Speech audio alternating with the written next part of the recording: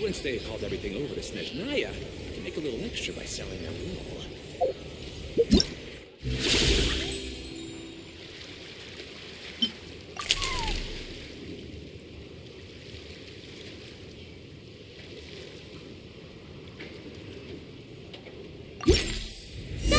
It is from Nefer. She sure dialed up the charm, huh?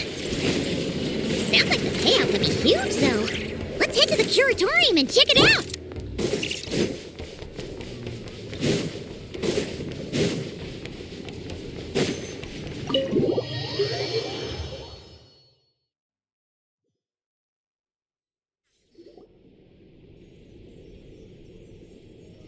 Hello?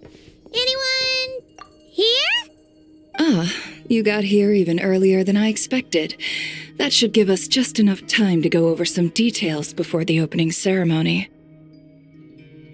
How about a cup of tea first? I'm sure it was a long trip. Now tell me, Traveler in Paimon, have you heard of the Nod Cry Trade Expo? Nope. A long time ago, back before Nasha Town even had that name, this place was essentially one giant black market. With no administrative oversight, trade that was prohibited elsewhere was fair game here. So this place began to attract business from all over Teyvat. Over time, more and more people settled here, and what was once a black market became what is now Nasha Town. The spirit of free trade has been a local staple ever since. Hence, the Nod Cry Trade Expo was born. So, is it like a business convention? In a sense, it's an annual tradition once the shipping routes open up. The expo offers a chance to trade without restrictions. In other words, it's the biggest legal black market in all of Teyvat. Yes, the Voynich Guild is organizing the event, and that comes with a lot of responsibilities. Normally, I would let Yehoda handle most of the work, but this year, it might prove too much for her to manage on her own. Something tells me we'll have a lot of big names in attendance this time. Working with VIP clients takes someone with the right experience and connections. Hence why I think Yehoda might need a helping hand. Oh, so that's where the Traveler comes in. Exactly. I was hoping you could help her with participant coordination. I don't know if I'd put it quite like that. I'm just interested in playing to people's strengths. In addition, I think you'll find the compensation to be quite to your satisfaction. So, are you in? Good instincts. I do have one special request, as the one offering this commission. In principle, the Nod Cry Trade Expo is a platform for commerce with no restrictions. That said, the Guild does have one line that is not to be crossed. I'll need you to help make sure all participants are clear on this unspoken rule. As long as everyone complies, the expo should go off without a hitch. No violence at the expo. The Guild has pledged to ensure the safety of all sellers and buyers in attendance. Violence? Whoa! That wasn't even on Paimon's radar! Just because it's legal doesn't change the fact that this is still a black market, huh? If that line is crossed, the event will descend into chaos. Of course, mediating such situations might prove complicated. So if you ever want my judgment on the matter, just come find me. The expo is being held on the shoreline to the southeast of Nasha Town. Yehoda is working on setting up the booths as we speak. She'll be able to provide details on the participants as well. All right, I suppose I'll leave you to it then. Yep, we got this!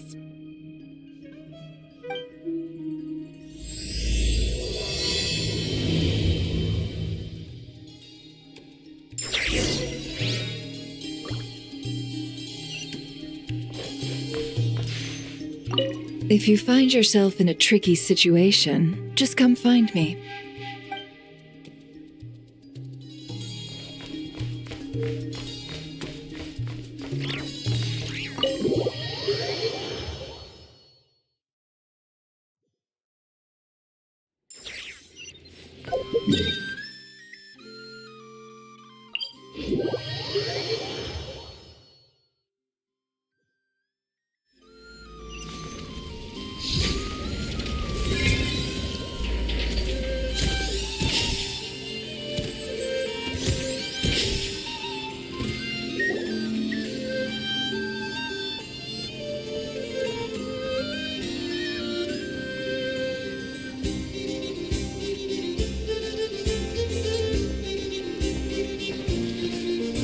This is where Nefer said the expo should be.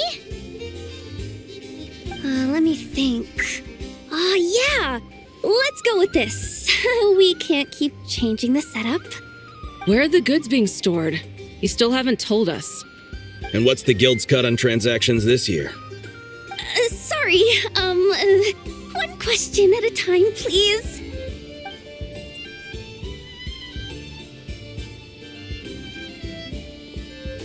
Oh, I should have just stuck to cat wrangling. Hey, Yehuda! Traveler! Paimon! Sorry, I've got kind of a line here. Don't worry, we're not here to pile more work on you. Really? Boss Neff, you absolute lifesaver! I'm seriously drowning over here. Oh, you two are doing me a huge favor. Never asked us to handle participant coordination. So, how can we help? Let me think. Oh, right. There are still 3 participants that haven't checked in. At least I think it was 3. Ugh, come on, Yehuda. Get a grip. I'm not forgetting anything. Am I? Looks like Yehuda's doing her freaking out face again. Sorry. There's just so much to keep track of. Let's start with the basics then. What does participant coordination involve? Exactly. It's things like registering all the participants, verifying their goods, showing them to their booths. Oh, and if any disputes break out between them, it's your job to mediate. Got it! We're still waiting on the sellers for these last 3 booths. One's reserved for Aino, but as for the other 2, they're both big deal clients from abroad. The kind of people we really don't want to offend, so be extra careful around them, okay? Hey, the Traveler's got this. What's the worst that could happen? You don't get it. One of them's the captain of some mercenary fleet sailing the high seas, and the other's a top dog in the criminal underworld. Getting on their bad sides, 100% a no-go. If something goes wrong, let's hope that's a big if, don't engage. Just tell him you work for Boss Neff. Alright. You have a bunch of work still, right? Leave the Merc Captain and Gangster Buzz to us. Oh, lifesavers, the both of you. Not cry hot dogs are on me later, I promise. And whatever else you want. Anyway, I'm guessing the 2 sellers I just mentioned are caught up with lodging or cargo. You should be able to find them at these addresses. I'd get over there pronto if I were you. People like that don't take well to be kept waiting. Oh, and tell Aino to bust a move, would you? The booth I'm saving for her is in a prime location. If she doesn't come claim it, the other participants are gonna start asking questions.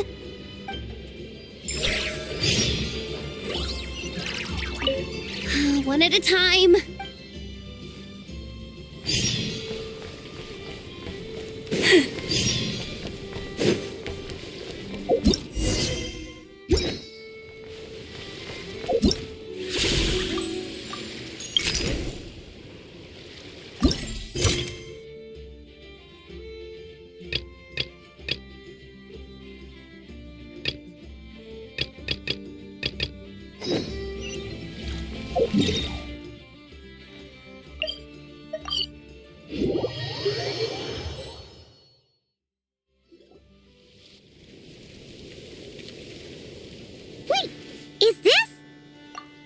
Actually, this is the second ship in our fleet.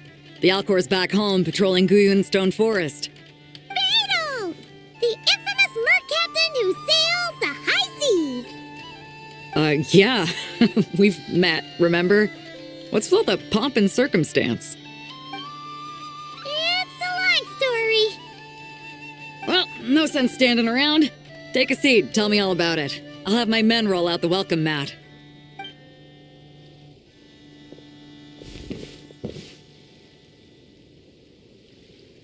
Ah, I see. So you know the head honcho of the curatorium, huh? Your network of connections is something else, that's for sure. Right. We need a record of who's participating in the expo and what you're planning to trade. Well, mark down me and a few crew members as participants. The rest will stay on the ship.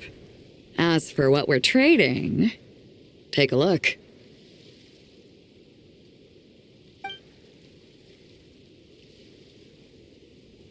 What is it?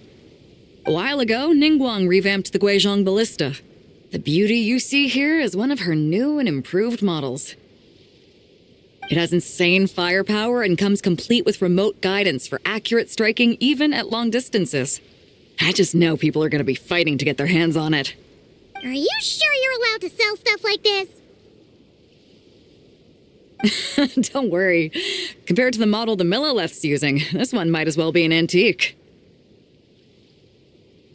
Never wasn't kidding when she said no restrictions, huh? Oh, I'm sure someone will bite. Buyers from all over Teyvat will be in attendance, after all. Yelan? Ah, sorry. I was so busy with the cargo, I forgot to mention that Yelan was aboard. No worries. You here for the expo too, Yelan? No, I'm just here for work. Captain Beidou was kind enough to lend me a ride, so no need to register me with the expo. Anyway, it's been a while, traveler. If you get the chance, be sure to pass along my regards to the head of the curatorium. The sensitive kind. Sounds like our cue to stop asking questions, doesn't it? Well, I'll be off then. Once I'm done with this, drinks are on me. About time!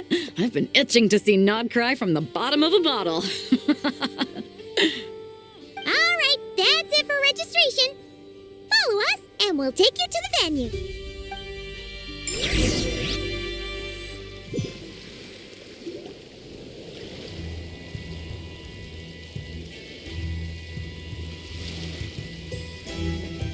So, this is the place, huh? Not a bad spot. When you've got some time, come help me test the remote guidance on this thing. It's a real thrill, you'll love it.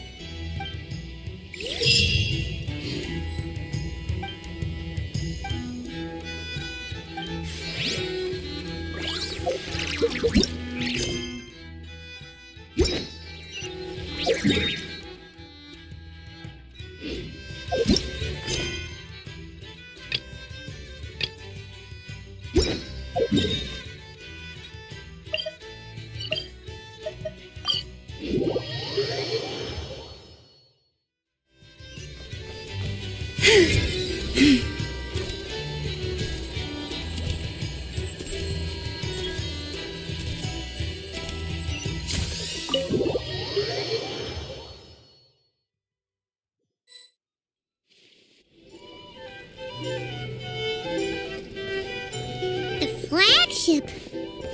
Guess this participant decided to figure out lodging first. Partner, Paimon. Navia! It's been forever!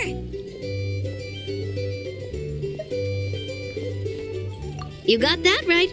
Representing the Spina di Rosula, of course. Top dog of the criminal underworld. Yeah, that checks out. Is that my new nickname? I'm not opposed. It's kind of snazzy.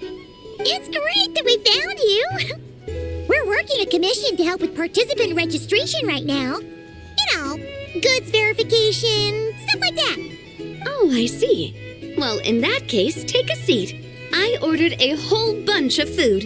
Clorand and Chevreuse went to unpack some things, but should be back in a sec. Oh, speak of the devil. Talking about us? Clarand! Chevros!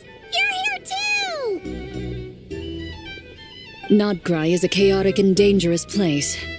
Considering the Spina's importance to Fontaine, the last thing we need is for something to happen to its president. I do find it nice to travel with friends, but come on, look who you're talking to. What's the worst that could happen? With that nonchalant attitude, it's anybody's guess. Fair enough.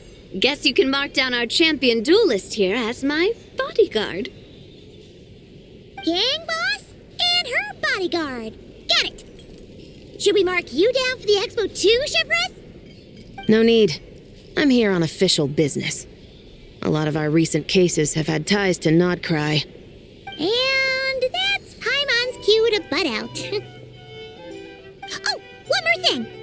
What's the Spina planning to trade at the expo? Oh, this right here. It's one of the Fontaine Research Institute's newest inventions. It's a kind of relay system that allows the user to unleash Numa and Usia energy in battle. So it's a weapon? Of course. At a market with no legal oversight like this one, weapons are going to be the first to go. Guess so. Still, bragging about not having to follow the law in front of Chevros feels wrong. I don't mind. I've read quite a bit about lawless territories and crime novels before. As a detective, I know that I'll need to put the rules aside for now if I want to get things done here. And on that note, I should get to work. I've got patrol members waiting on me. Well, ready to head over to the venue? Just follow us! All right, let's get this show on the road. I want to get a bit of shopping in as well.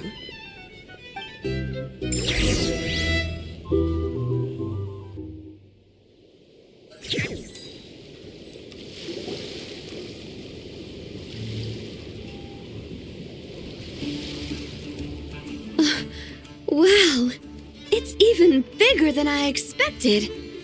I'm hoping more people will show up, though. It'll get busier once things kick off. Still, looks like Yehoda needs a lot of help. Well, Clarand and I are all set up for now. Be sure to stop by our booth when you get a chance.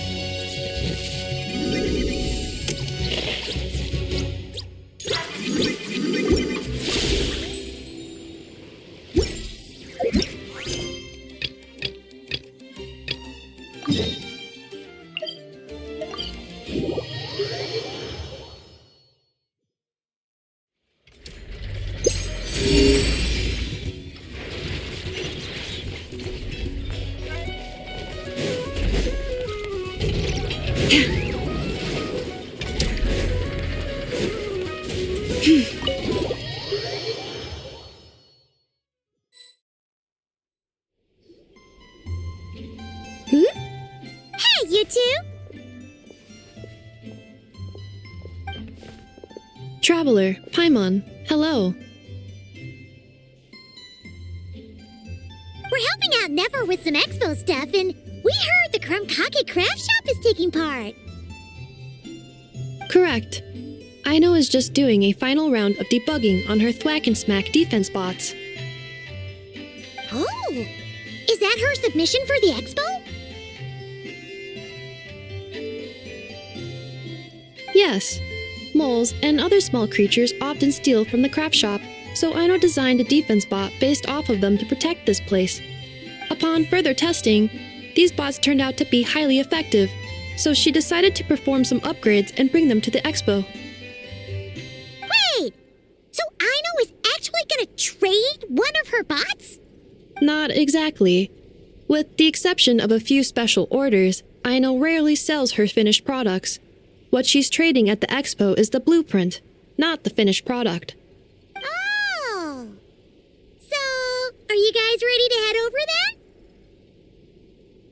Yehoda asked us to speed things along a bit. She's saving a super good spot for you, and she's worried people are going to start asking questions.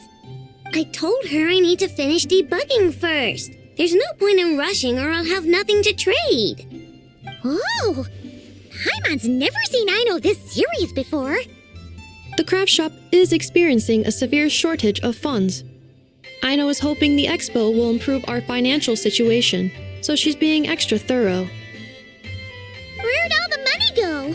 Some kind of expensive research? Negative. It's our dessert funds that are lacking. We have had at least 47 cases where excess dessert purchases have led to a shortage of research funds. As such, I decided to split up our research and dessert budgets. Aino is forbidden from dipping into one to transfer to the other. And not too long ago, she cleaned out the entire dessert budget for this month. All right, done.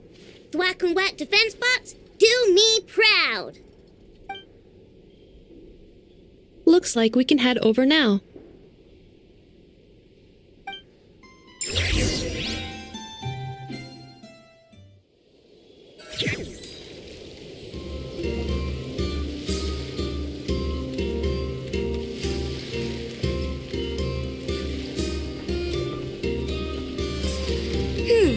This looks like a good spot for the demo platform. This new bot looks pretty interesting, I know.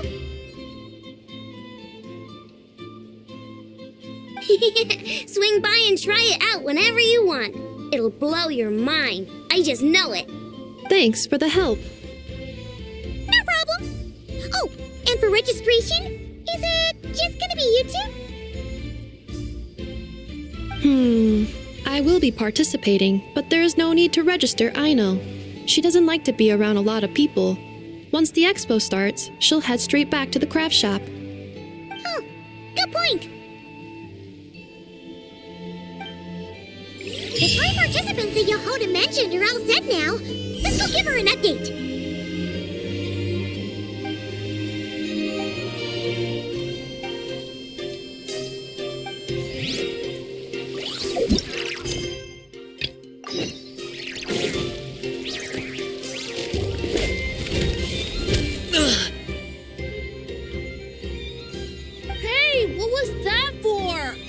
Just shut up and move along. This spot is mine now. It's the lady in charge. We were just setting up our booth and he's trying to take it from us. A troublemaker, huh? The expo announcement spells it out clear as day. All forms of violence are strictly prohibited. Read it and weep, Buster. I've been wanting to talk tough like that for ages. Should be enough to scare off a punk like him, no problem. It's not like I wanted to hit anyone. It's just not fair. What's that supposed to mean? We all know the black market stuff is in the highest demand here. So how did these dwarfs get a spot selling these stupid toys? I did some digging and guess what? Turns out these brats have connections in the Voynich Guild. Obviously, someone pulled a few strings to get them here. But me, I miss one stupid deadline, and that's when the rules start to matter? Give me a break. Hey, we earned our place fair and square. As if. So, you're slinging out the easy targets, huh? That might work for you on the outside, but not here and not under my watch. These kids earned the right to be here, same as everyone else. Don't believe me? Take it up with the guild. We'll see who comes out on top.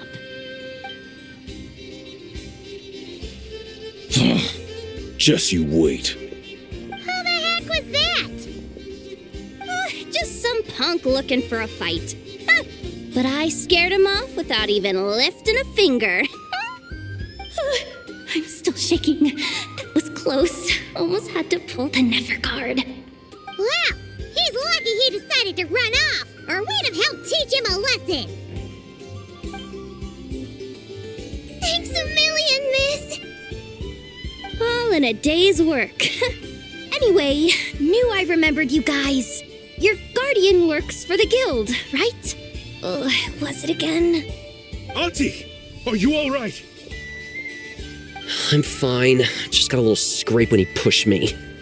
I got caught up with something. I should have been here. I'm sorry.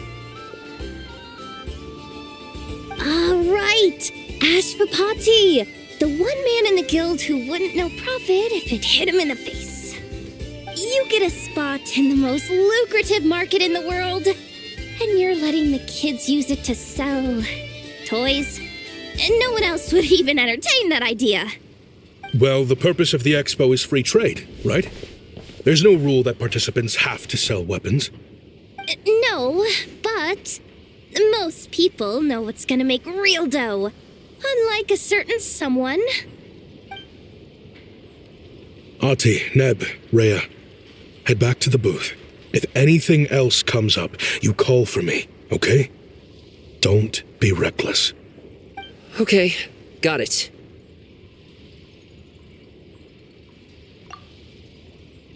Yeah. You two know your stuff. Wait, what? Then why not make them look the part? They'll sell tons better that way. If you were to leave your kids a gift, would you choose a toy or a weapon? Well... In any case, I'm not looking to make it big. I applied for the expo because the kids thought it would be fun.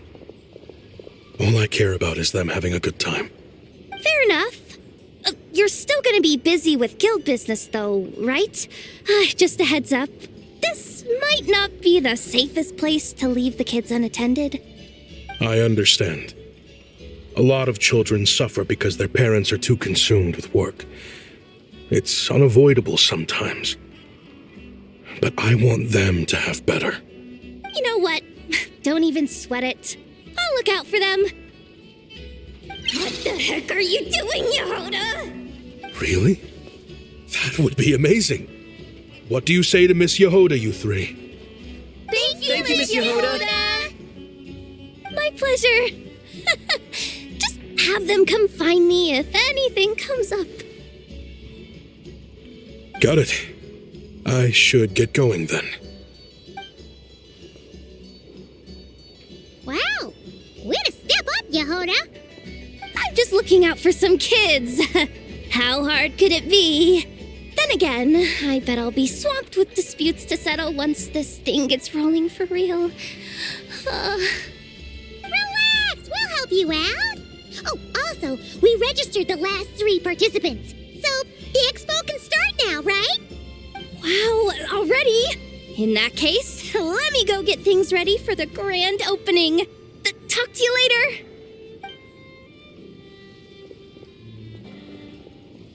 She really does have a lot on her shoulders.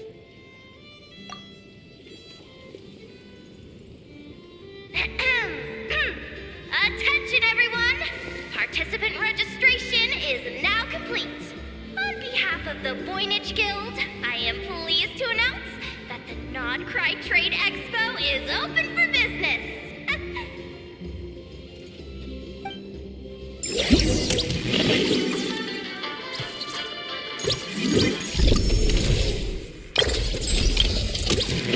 Whoa! There are so many people here now that the expo's officially underway. Shall we take a look around? Or maybe check in on our friends first?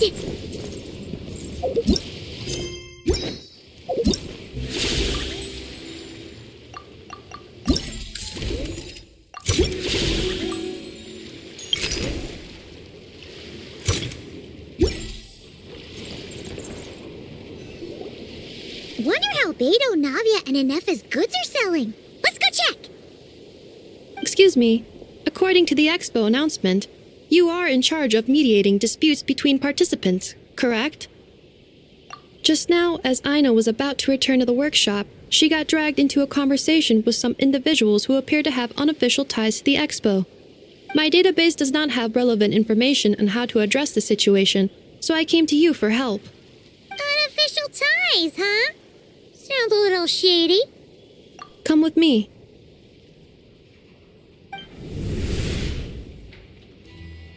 A device that uses Pneuma and Ducia energies in battle. With that kind of tech, a bandit group could rob a caravan without even showing their faces. And what about this thing? Remote guidance? Precision bombing at long distance? If a group of thugs got their hands on it, their enemies might as well surrender on the spot. The Fontaine Research Institute made the right call going through the Spina di Rosula rather than selling it themselves. The same is true for the Ministry of Civil Affairs, I'm sure. A merc captain who spends most of her time at sea is far less conspicuous. Huh? What about this girl? She seems to be trading in military-grade weapons as well. The Clink Clank Krumkake craft shop does take on a lot of orders for dangerous creations, but I think in this case... I'm overthinking it? I think so. Yelan? Chevrolet? What are you doing here? Traveler? Paimon? How did you find this place? Although this location is indeed rather secluded, Aino has equipped me with a special sensor module. With it, I was able to detect that you had pulled her aside for questioning. The rumors are true then. She's quite the little engineer. Can you tell me what this is about already? Apologies, but it's a matter of utmost importance, so I had to be sure. After our conversation, however, I can confirm that Aino is not involved in this case. Traveler, could you help us clear up this misunderstanding? Understood.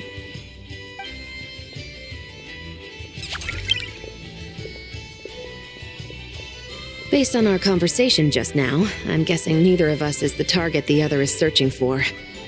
I second that. And since our strategies were so similar, I'd wager we're after the same person. Yeah, Paimon thought so too. Well, I wasn't planning on dragging you into all this, but now that I appear to have gained an unexpected partner, I suppose I might as well explain. I trust you, Traveler, and Miss Chevra seems to do the same. With you here, I'm hoping we can avoid further misunderstandings. Agreed.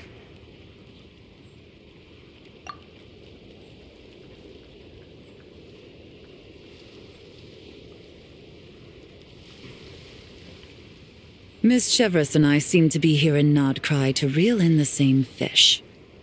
That's right. And the product we brought to trade is the bait. Of course, if I worked in the booth, it might tip people off, so that's where Navia comes in.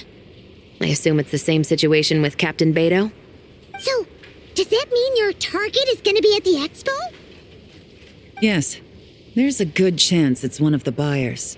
But, what about Nefer's golden rule? What? No. I've done some digging into the head of the curatorium and where she stands. We can't let her know what we're doing. Well... I wouldn't be surprised if she got the Traveler involved because she anticipated this from the start. If the Traveler has someone to answer to, then we should go. Fine.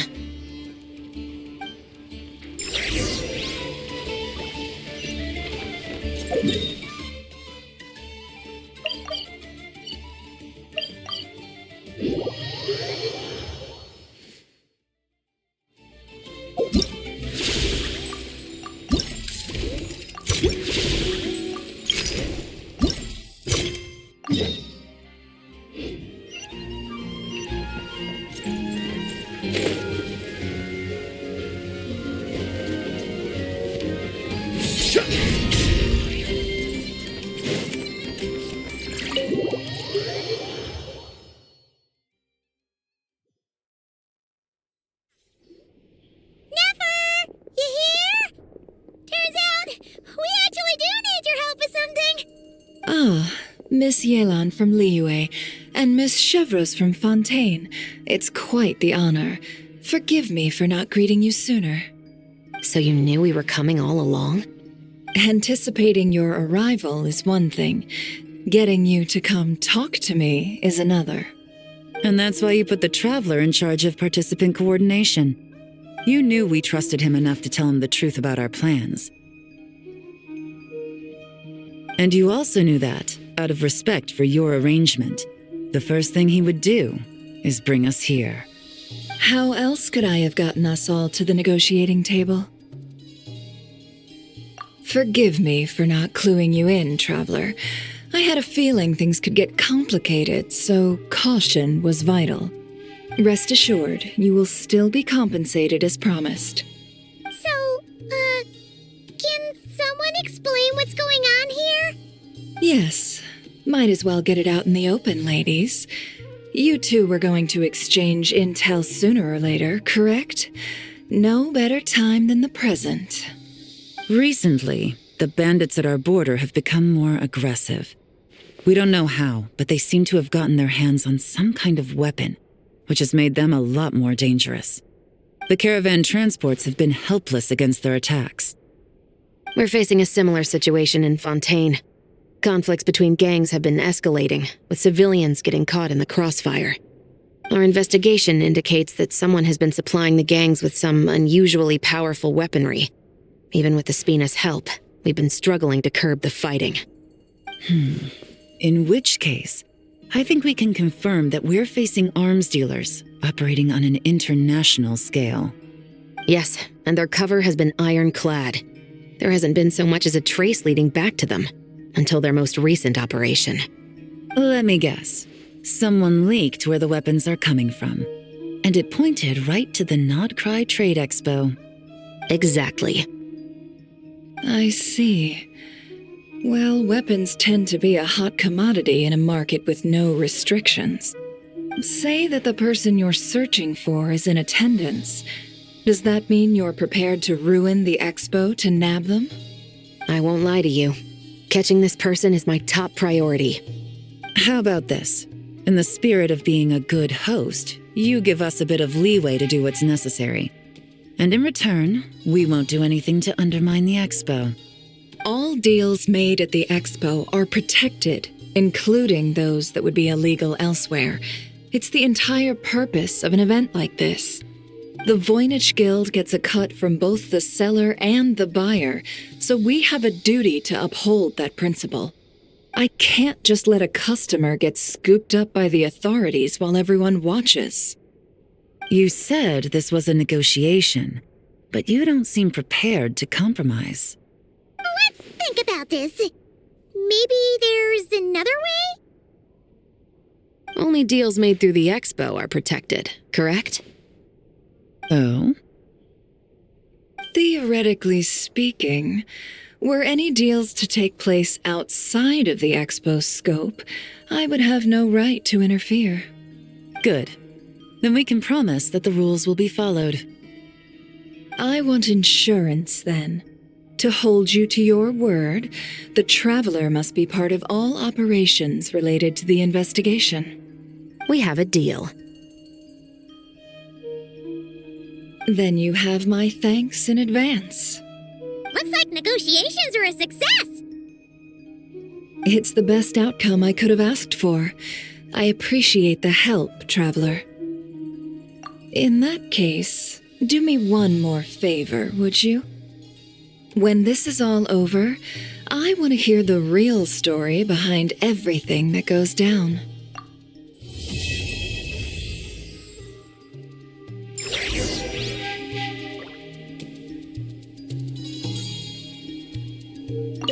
When this is all over, I want to hear the real story behind everything that goes down. Looks like we'll be working together quite closely. The pleasure is all mine, of course. This whole negotiation really feels like something out of a light novel.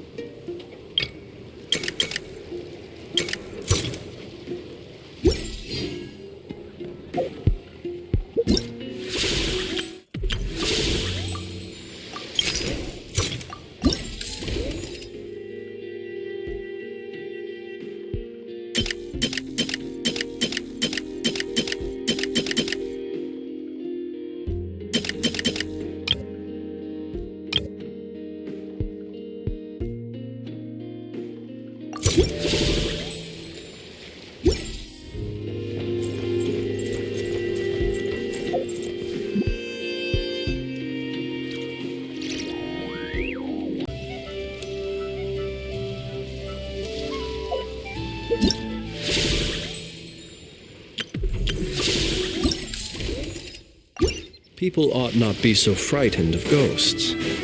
They are merely talking shadows, chattering. If you want to drum up some business, all you gotta do is holler, and everyone on the first floor will be able to see you. Also, you have to come this way to get to the second floor, which pretty much guarantees that everyone attending the expo will notice you guys at some point. Not bad, huh? Thanks to the spot I saved you, you guys will be drowning in business before you know it. Your point being? Cross-referencing Yehoda's current facial expression against database. Confirmed. Analysis suggests that Yehoda hopes we will return the favor. You bet I do. At least Robo-Girl gets it. Okay, how do we do that? Generating proposal. Complete. Yehoda, the next time you visit the workshop, I will reserve the seat closest to the hallway for you. Huh? This seat provides priority access to any dessert items delivered from the kitchen. It is also free from window glare and sits at optimal proximity to the teapot. By reserving this premium spot for you, I can guarantee you a most enjoyable dessert sampling experience. Is this your idea of a fair trade? Are you kidding me? That spot's usually reserved for me. I'd never let you take it if I didn't have my dessert budget to consider. What's going on? Yehoda looks upset. All right, I'll level with you. Since I saved you such a great spot for your booth and all, could you possibly lend me some technical support? Please? Technical support? This year's expo is way bigger than ever before, which means there's definitely gonna be more shenanigans going down too. I know, surely you have some kind of contraption that can, scare everyone at the expo into compliance or something. As the manager, I need something I can fall back on in case the you-know-what hits the fan. Let me think. If things escalated that far, shouldn't you just report it to Nefer instead of trying to deal with it yourself? Well, yes, technically speaking. But if, for example, it was somehow kind of my fault to begin with, I'd probably be better off solving it myself on the DL. Remember those 3 kids? Well, that punk who was harassing them wasn't just some random nobody. He was just the one that got picked to stir things up. There's a whole bunch of people here who aren't happy with the booth situation. Now, obviously, they don't have the guts to pick a fight with the Voynich Guild directly, but apparently they at least have the guts to harass 3 kids outside the confines of the expo. The problem is, I'm not really supposed to get involved with anything that isn't strictly to do with the expo, so the whole thing would kind of be hard to explain to Neff. Not that I regret what I did, but jeez, Yehoda, you sure know how to make life harder for yourself. Okay, yeah. Sounds like we need to be smart about this. Fine. Just this once, I guess I can lend you the Clink Clank Crisis Control Switch. Agreed. This option meets Yehoda's requirement for an expo-wide intimidation strategy. A Clink Clank Crisis Control Switch. What's that? This little guy right here. I made it recently after getting myself into a really sticky situation. To activate the switch, you just need to give him 3 taps on the head. If you do that, there's pretty much nothing in Notcry that you won't be able to handle. Really? So what actually happens when you activate it? You'll find out if it comes to it, but I'm only letting you use it once, so you better save it for when you really need it. Okay, cool. I'll take your word for it.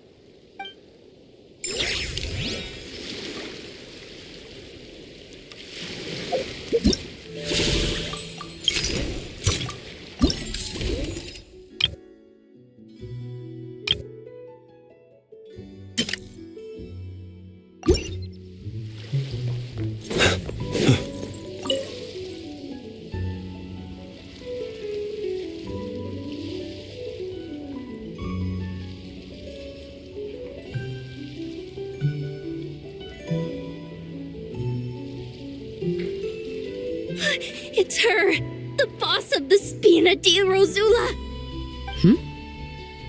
Huh? Uh-oh, things are about to kick off. What are you worried about, Yehuda? Shh! Don't you see him over there? Parasol Lady's the head honcho of the Fontanian underworld. Rumor is she pulled the crumbling organization back together and avenged her father with her own hands. Oh, we don't want to get on her bad side. An eye patch over there is a merc captain from Liyue. She has a fleet of her own that sails the seas. Most people know to steer clear. I was worried this expo might not be big enough for the two of them, if you catch my drift. So I kept their booths far apart. Looks like they wound up meeting in the end, though. You don't think they're butting heads already, do you? What am I gonna do? Hey guys, what's up? Oh, hey there, partner in Paimon. Partner? Can't go far in my line of work without hearing about the president of the Spina di Rosula or the champion duelist of the court of Fontaine. Thought I'd make some friends since the opportunity's presenting itself. Plus, now that the traveler's arrived, I wonder if these ladies might just agree to coming aboard for a drink. What's the traveler got to do with that? You're too kind, Miss Beto.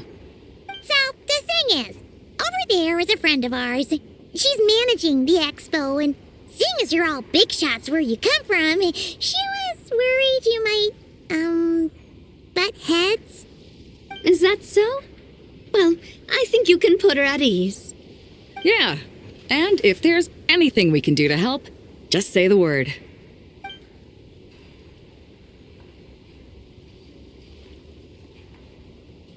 Well, there you have it. Nothing to worry about. These people are your friends. How is that even possible?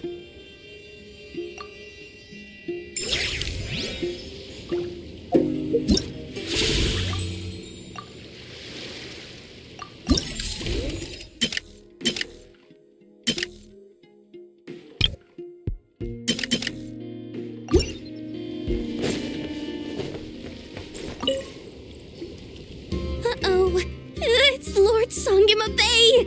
Oh, I wonder what we're in for this time.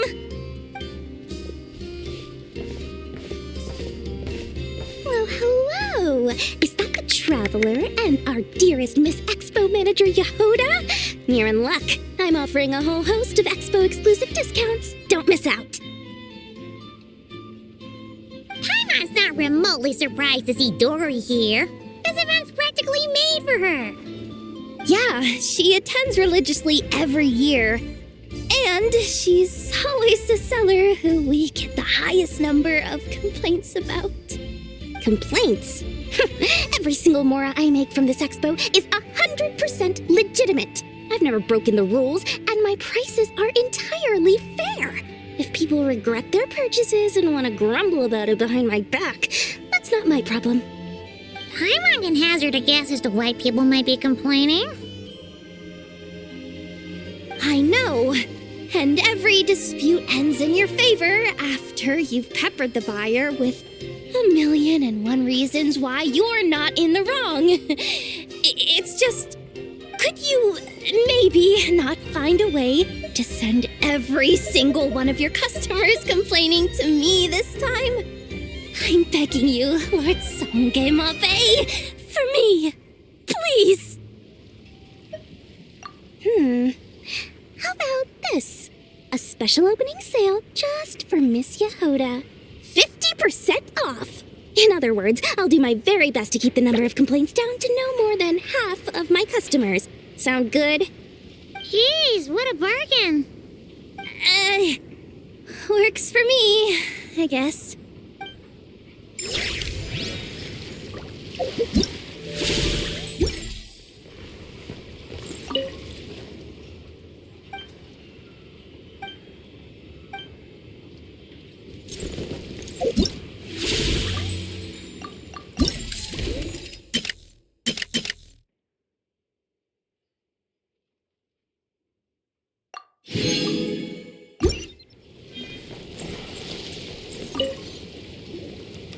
Have you been to the Clink Clank Krumkake craft shop's booth yet? They're selling blueprints for a machine. With everything Uncle's taught me, I bet I could build one of those thwack and smack defense bots. We should buy a blueprint. Sounds like a waste of money to me. We should be spending our expo earnings on more important stuff like clothes. But Uncle said the most important thing is that we have fun. Guys, please don't fight. I hate to break it to you, but I'm afraid no one really comes to this expo looking to buy toys. If you make any more here, it won't be nearly enough to buy yourselves a blueprint. I doubt it'll even cover your new clothes. Oh, hi, Yehoda. Hi, Traveler. I came here to make sure you kids stay safe, so listen carefully. If you want to look around the expo, that's fine, but you need to be extremely careful when talking to any strangers, okay? A lot of crazy people show up to this expo, both sellers and buyers. You don't know what they might be capable of. So if anything happens, don't try to deal with it yourselves. Call for me right away. You got that? Yehoda's really serious about looking out for these kids. Well, it's kinda my job. I'm supposed to be the one in charge. Oh, just take a look around. This booth is the only one being run by a bunch of kids.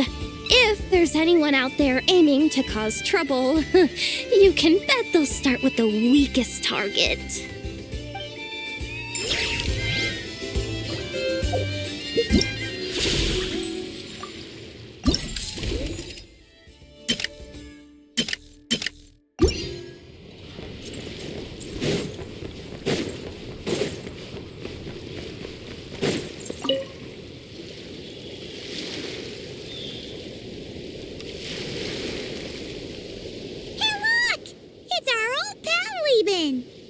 Oh, it's you two! Been a while, hasn't it? Wait, you know this guy too? Okay, I'm slowly starting to get why Boss Neff asked you to help me out. Ah, you must be the expo manager. Was there something you needed from me? Nope, just checking in. You're just selling a few ordinary items, is that right? That's right. Okay. I mean, we've got people selling toys this year, so why not? You seem confused. In the right environment, ordinary items don't have to fetch an ordinary price, you know? I'm sure I'll meet someone at this trade expo who recognizes their hidden value. Cool. Well, you do you. I'm certainly not gonna stop you. What about you, friend? Care to do some business? Well, to be honest, I spent most of the ones in my inventory to purchase this batch of goods. The ones you see here are just for decoration. But I'm confident that I can make a killing here, so I'll be sure to make another batch of Box of Marvels should the opportunity arise later.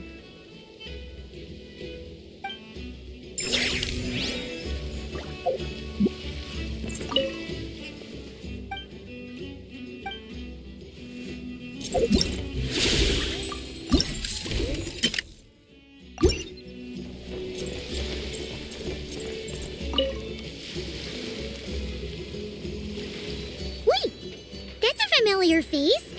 Isn't that Viswava? Why, if it isn't the Traveler. Knew there'd be some big names here. Let's get the official business over with first. Unfortunately, you're the first seller at the expo to receive a complaint. We've received word that the muskets you're selling are a few shots away from turning into scrap. Well, yeah. It's written here plain as day.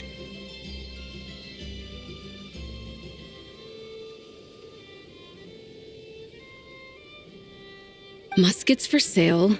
Condition extremely poor. The internal grooves have been worn away and the ammo might be damp. Best practice is to pray that it doesn't explode before each use.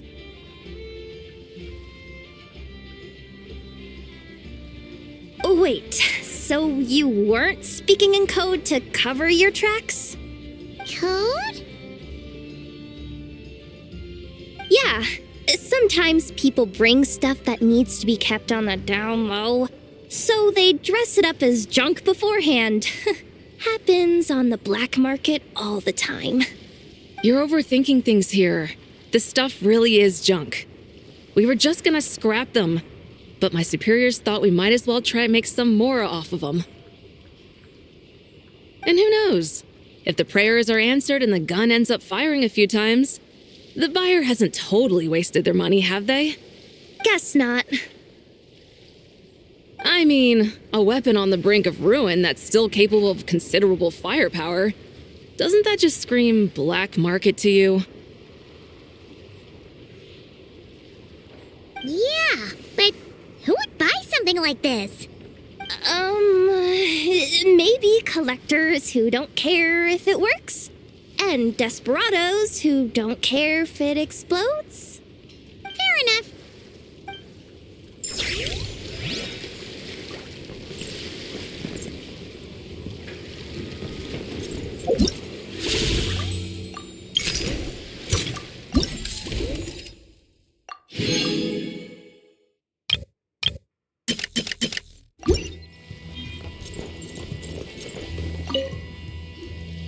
Welcome to the Treasure Hoarder booth.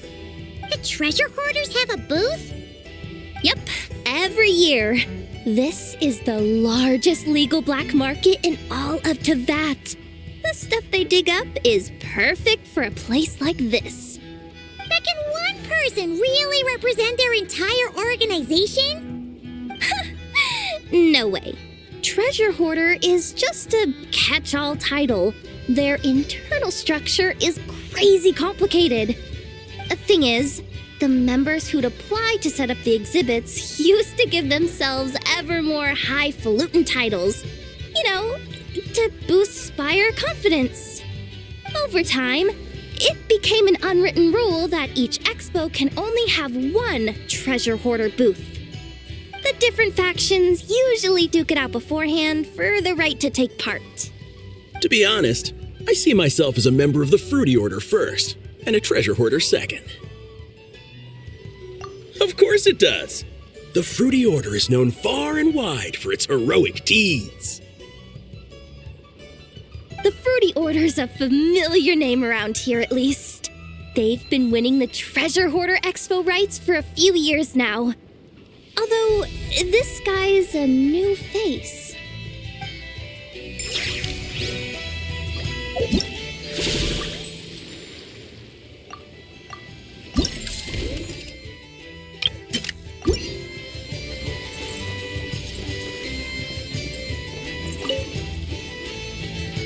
This exhibitor's demands are ridiculous. What's wrong? This exhibitor is apparently selling some rare Natlanese artifacts, and he's making some extremely unrealistic demands about how he wants them stored. I know the contract says that we're responsible for storage, but I'm sorry. It's unreasonable to expect us to meet these requirements. Unreasonable? These are rare and very fragile historical relics we're talking about. You can't just throw them into a warehouse, okay? They have to be handled with care. Tumaini? Yep, that's Tumaini, all right. Well, I suppose I can use the assigned warehouse if I really have to. Just don't tell Granny Eatsley about this, please. Whatever Tumaini means, it seems like it carries even more weight than name-dropping Boss Neff.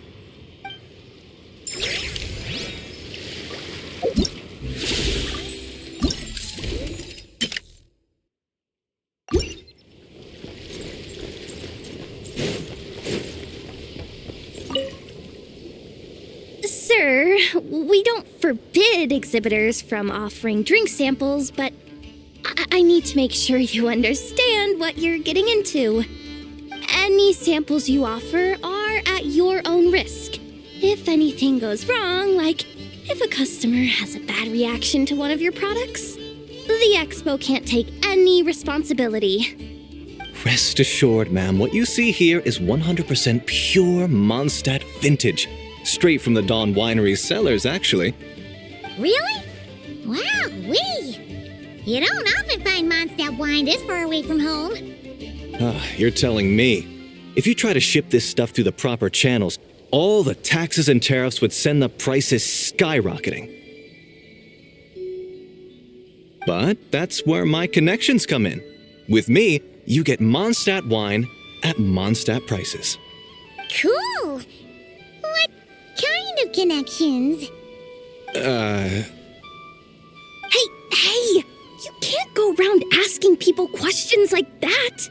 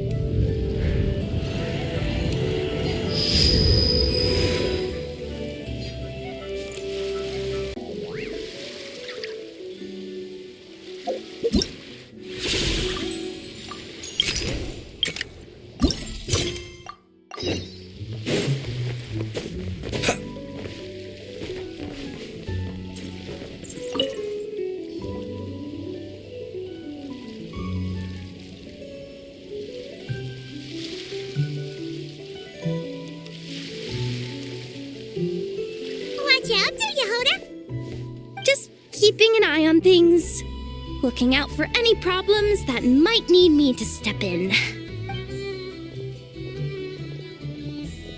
Hey, you three! What are you doing here? There should be at least one of you manning the booth at all times. Accessing booth operation logs. Analyzing. Neb left to try and buy a new blueprint. Ati soon followed to try and stop him. Finally, Rhea came to mediate between them. I keep telling you, we don't have that much Mora to spare! I just wanted to have a look. What's wrong with that? Guys, seriously, stop fighting! Here's the thing, Neb. Even if you could afford to buy a blueprint, I'm afraid I couldn't allow it. I know you like building stuff, but these designs aren't for toys like the kind you're used to. They're for weapons, which are very complicated to build and extremely dangerous. That's a load of baloney, dumpster diver. My designs are toys too, actually. Huh? You build a machine that can blast monsters into the sky, and in your mind, that's a toy? I mean, at the end of the day, is there really that much difference between weapons and toys anyway? Not where Knuckle Duckle's concerned. That's for sure.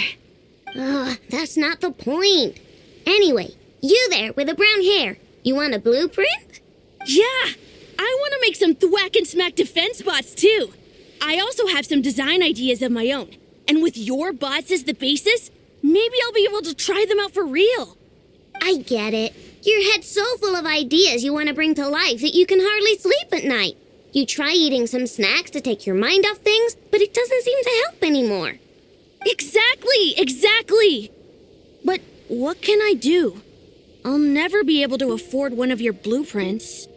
Well, you must have blueprints for the toys you've made too, right?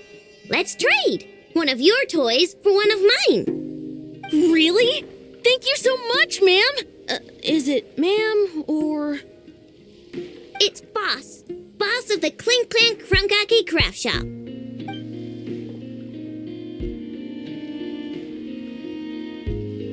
Thank you so much, boss of the Clink Clank Krumkake Craft Shop.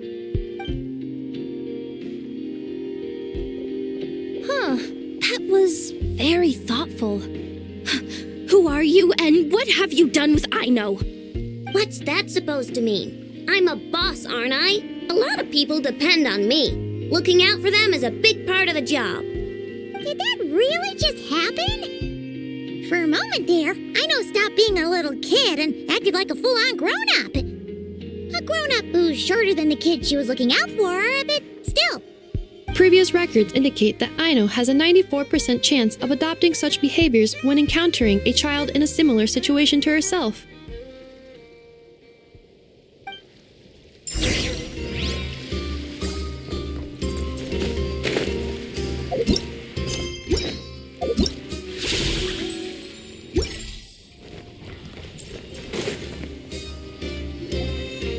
Wow!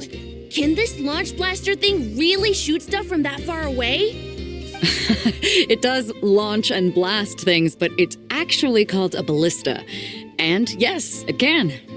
But how does it stay on target? It uses a remote guidance system. But I'll let you in on a little secret. The upgraded version doesn't even need that. Can I give it a try? Oh, not a chance, kid. Can't have you hurting yourself. Believe me, this thing is even more powerful than it looks. Ask me again once you're older. Hey, Beto! What you up to? Oh, it's you two. I was just introducing our product to these discerning young customers. Paimon thought you were here for some, fishing? Wait, are these three? What? No, of course not. The kids were just curious, that's all. I'm sorry. Are these three preventing you from doing business? Let me get them out of your hair. Come on, time to go. Do we have to? Oh, don't sweat it. They were just curious. I'm happy to tell them more about it. No, we've taken up enough of your time already. Neb, don't bother people when they're trying to work, okay? Okay. It was no bother, I swear. In fact, once the expo is over, come find me on my ship, and I'll let you see the ballista in action. How does that sound? How much would it cost? Not a single mora. Really? It's a promise then, miss. Your vessel. It's a battleship, isn't it? Are you sure you should be bringing children on board? Why not? Whenever we're docked back in Liyue to pick up supplies, I always let the kids around the harbor come aboard to play, and boy, do they love it. If a kid from Liyue can do it, why not a kid from Sumeru? A battleship may as well be a giant playground to them. Is that so? I've heard that people in Liyue also turn gunpowder into explosive firecrackers and give them to children as toys. Perhaps only the kids back in your home country are lucky enough to look at a giant battleship and see a playground. If you're worried about safety, I can... No, I suppose I'm just envious. That's all. I'll be sure to bring them over if we get the chance. Seems like he really cares about those kids, huh? Anyway, what did you want to talk about? Oh, just wanted to ask how it's going with the top secret, fishing. Did you reel in the catch of the day yet? They're circling the hook just fine. Just waiting for a bite. Whoa! Where did you come from? Shh. Well, that just proves my point. Something like this would only see more use in Fontaine. Except you never find something like this for sale there. Better jump on the chance now before it's too late. Excuse me? He's coming this way! Steady now.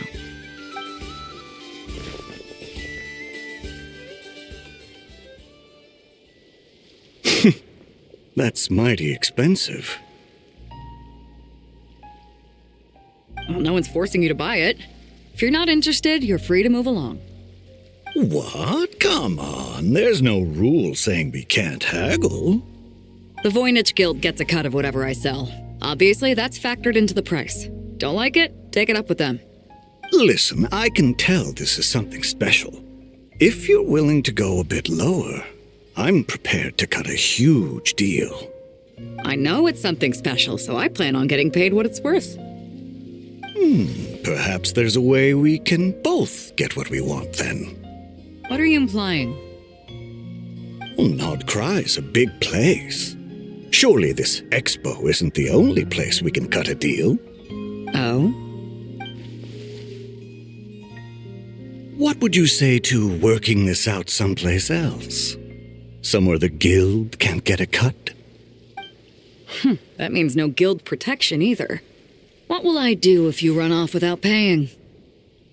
Considering the giant sword you've got handy, if anyone's getting robbed, it'd be me, don't you think?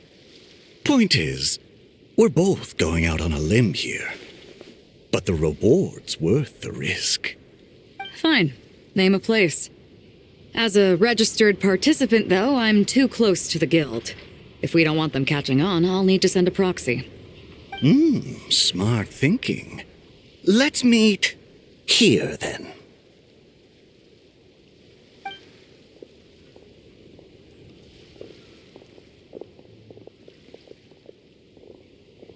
Good.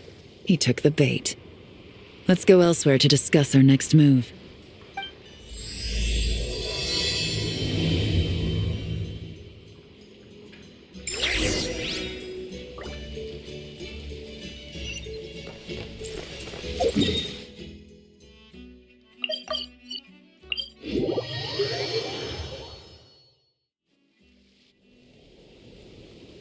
Captain Beto's hook was what got him in the end, huh?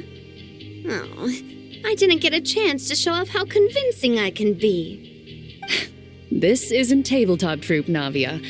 In real life, persuasion takes a lot more than a dice roll.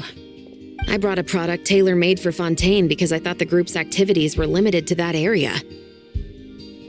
Turns out, we're dealing with an international crime ring. So I suppose it makes sense that Captain Beto's bait was more enticing. It's a good thing we teamed up. We wouldn't have gotten far without your intel either. Gotta ask, though, how did you know these guys would be so quick to abandon the expo? I read their file. Nothing's off the table for them when profit's on the line. When it comes down to it, they'd see the protection the expo provides as just more red tape. Something to work around rather than with. Just like the law. So, we meet up with this guy, catch him, and problem solved, right? No. The person we're meeting is just an underling sent to scout the situation. We're after the leader of the whole ring. And after observing the situation over the past 2 days, it's clear they have undercover agents waiting in the wings. If something happens to our point of contact, those agents will scatter to spread word of what happened, and whoever is behind this whole thing will know we're onto them. In that case... We have to get the jump on them all at once, and use them to get intel on our real target before he has a chance to react. Forgive me for pointing out the obvious, though. We have nowhere near enough personnel for that. If even one of the agents escapes, it's over. Let me guess. You'd rather follow this deal through to the end to lure out the real culprit? Nice idea, in theory. The problem is, in my experience, that person would never show their face for something like this. I can work around that, but only as long as the deal goes ahead. So, you're planning to trail the person picking up the goods. I suppose that could lead us to the big fish, but that would mean we have to actually hand over the weapon. Aren't you worried about putting something that dangerous in the hands of criminals? We can control how dangerous it is. But if we followed your plan, could we really guarantee that not a single agent would get away? You're telling me you really have a way to mitigate the threat of that weapon? You're telling me that you really have the wherewithal to carry out a large-scale search and seizure operation in Nodcry? Are they having a fight? They're both experts in this sort of thing. A lot of back and forth is to be expected. Don't worry. I think they're getting along great. A successful collaboration requires trust and a willingness to make concessions. So how about this? I'll meet up with the underling as planned and stall him as long as possible. While I'm keeping him busy, you round up the rest of the agents. Sound like a plan? Yes, I appreciate the trust. And I promise you, not a single one will get away. See? Like 2 peas in a pod. Traveler, you should come with me to meet the buyer. After all, we promised Nefer you would be involved in all our operations. The Traveler is kind of a famous face around these parts, though. Then you can serve as backup. Remain hidden, and on the off chance he tries anything, it'll be 2 against 1. Ha! Let's do this thing!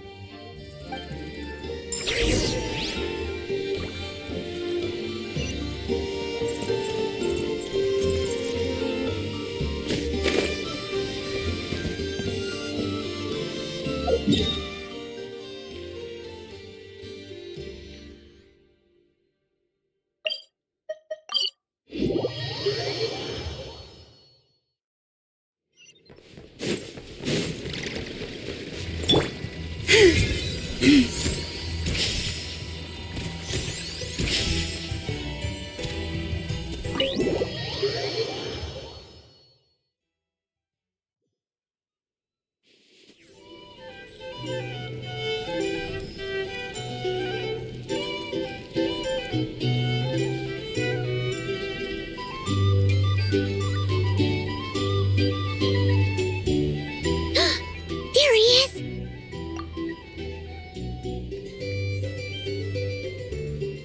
You really can't go lower? Best I can do is shave off the amount the guild was going to take. You're a tough nut to crack. How do you plan to deliver the goods? Depends on what you need. You don't look like you're from around these parts. So I'm guessing you need sea transport? Yes, but there are a lot of eyes on the port. It would be better to dismantle the product and transport the components in crates. That might be tricky. If you're worried about getting caught, then let's bypass the port entirely. We can launch from a secluded shoreline and use our own boat for transport. Sorry. But I'd still prefer to have it dismantled and stored in regular crates. I'm guessing the port of arrival is where you resell the goods? You want it hidden in unassuming cargo crates, because you operate right out in the open. Most of the weapons have come in through Yilong Wharf or Lumidus Harbor, so that seems to check out.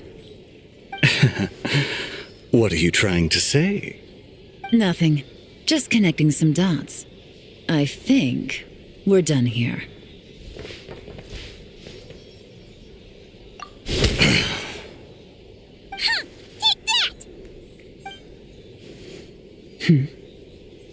Out of the way! It's one of the undercover agents! He's making a break for it! The captain of the Special Patrol will take it from here.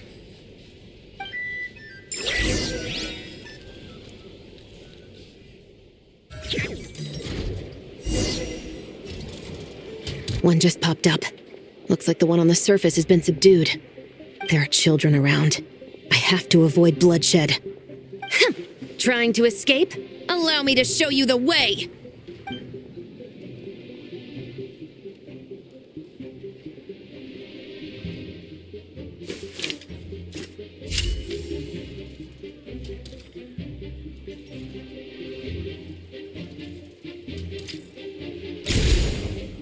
Nope, not this way.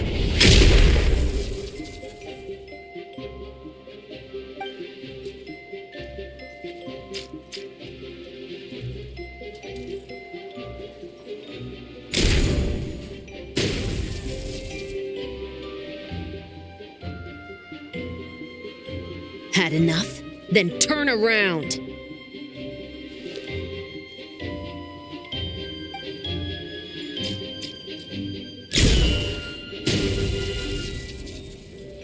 Out of steam yet? 'Cause I can do this all day!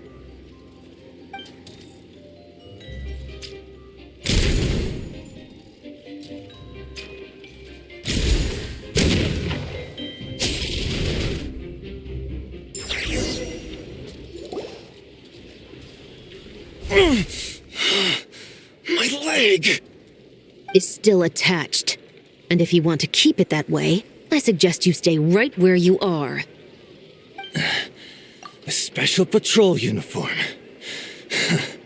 You think bringing me in is enough? Do you even know how many of us there are? If even one gets a... 5 at the port, 10 on the outskirts of Nasha Town, 3 near the plaza. Factoring in you and the buyer, that makes 20. Save the best for last, right? How did you? Don't even think about it.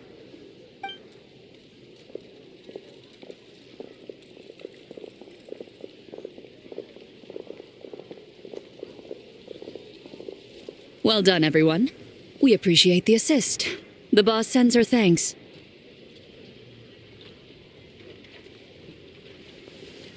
It was an honor. Without the Spina's help back in the day, we never would have been able to make it in Nodcry. It was about time we returned the favor. What? I needed to make you seem intimidating to get these local gangs on our side. We've been over this. Yeah, I know. But hearing you call me boss will never not be hilarious. Ugh.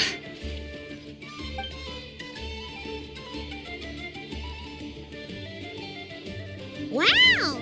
Navia is something else! Well, that explains your confidence. I had no idea the Spina di Rosula could mobilize these kinds of numbers outside of Fontaine. This Navia has quite a few tricks up her sleeve. No trade expo rules were broken either. Even if Nefer saw it all unfold herself, we still wouldn't need to explain a thing. Except for the guild's broken signboard, I would imagine. It was an unavoidable sacrifice. At any rate, I suppose the next step is to get these birds to sing. Should be an easy job. The Maison Gardiennage has a reputation for highly effective interrogation tactics. And if that doesn't work, I've heard that spies from Liyue have their ways of making people talk as well. Yes, that means the operation was a success, right? So far. Once we get someone to reveal who the mastermind behind all this is, that's when the real work begins. I'm sure that person is in hiding somewhere far removed from the expo. But as far as our deal with the curatorium goes, I think that's a wrap. Shouldn't we update Nefer then? First, we need to figure out what we can learn from these agents. We'll be in touch once we have the information. Then we can head to the curatorium together.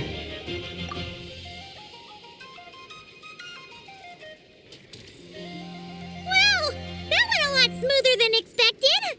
Not a single one got away. You're thinking about Nefer's final request, huh? Let's see. We have 2 expert detectives from separate nations teaming up to uncover an international crime ring. That's not a bad story. If you feel like it's missing something, maybe Yelan and Shevras will uncover something more interesting during their interrogation. Excuse me? Are you the traveler? Yehoda needs you back at the expo venue as soon as possible. Oh no! Did something happen? I'm sorry, I don't know the details. All she said was that it's urgent. Now let's get a move on!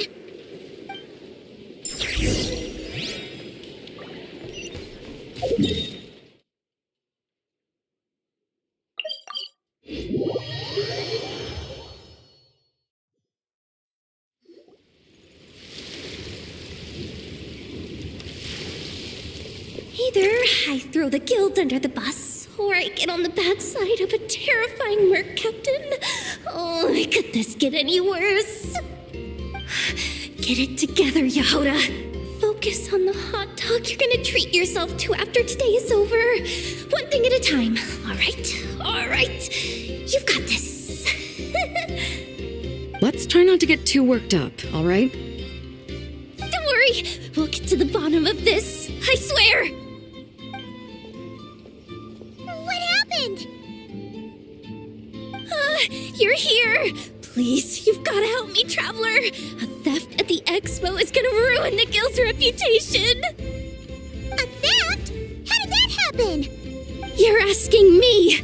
The guild has people keeping watch over the storage area for this exact reason. And it just had to happen to one of the scariest people here. Beto? Wait, that means... The guild asked us to keep our goods stored on the designated shelves. I had a few prototypes that I was using for demonstration, which I had stored there. But when I came to check on things just now, I noticed that all of them had been stolen.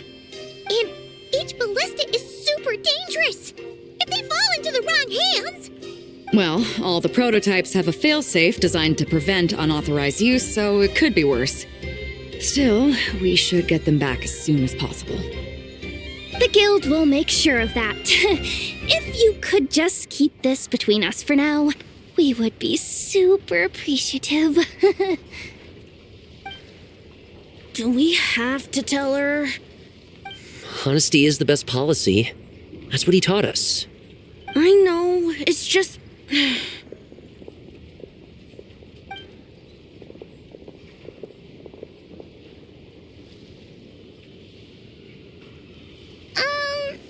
Yehuda. What are you three doing here? There's something you want to tell me, isn't there? Well, Nep's been obsessed with the ballistas ever since we got here. That's why Uncle Ashvapati told us to come see your booth. It seemed like he was interested in them too, because he even told us what parameters to ask about. Ever since this morning, we haven't been able to reach him. We wanted to ask Miss Yehuda for help, but then we heard about the ballistas being stolen. And? I don't think Uncle Ashvapati would do something like that, but... Ashvapati works for the guild. He has access to the storage warehouse, so he could get inside without the guards getting suspicious. Wait, so now it's an inside job? Oh, jeez. The guild is never gonna recover from this. He made those toys the kids were selling, right? They don't look like much on the outside, but I bet they're hiding some serious tech. If he's a tech guy, those fail-safes I mentioned might not have our backs after all. So, this just went from bad to worse. Oh, uh-oh. Could be. I mean, let's put it this way. There aren't a whole lot of people that could manage to stay off Yelan's radar. Why don't you take these kids to the curatorium and see what you can learn? I've got things covered here. Got it! Hold up. We can't hold these kids responsible, though. Right? No, of course not, but... how do we explain this? You want to look out for these kids, don't you? I promised I would. Besides, they're innocent in all this. Good, because I'm looking out for them too. That's why I want to find their uncle as soon as possible. No matter what he did or didn't do, it's worse for them if he's missing. I guess we're on the same page then. Take these kids to the curatorium. I'll update Yelan and tell her to meet you there. Will do!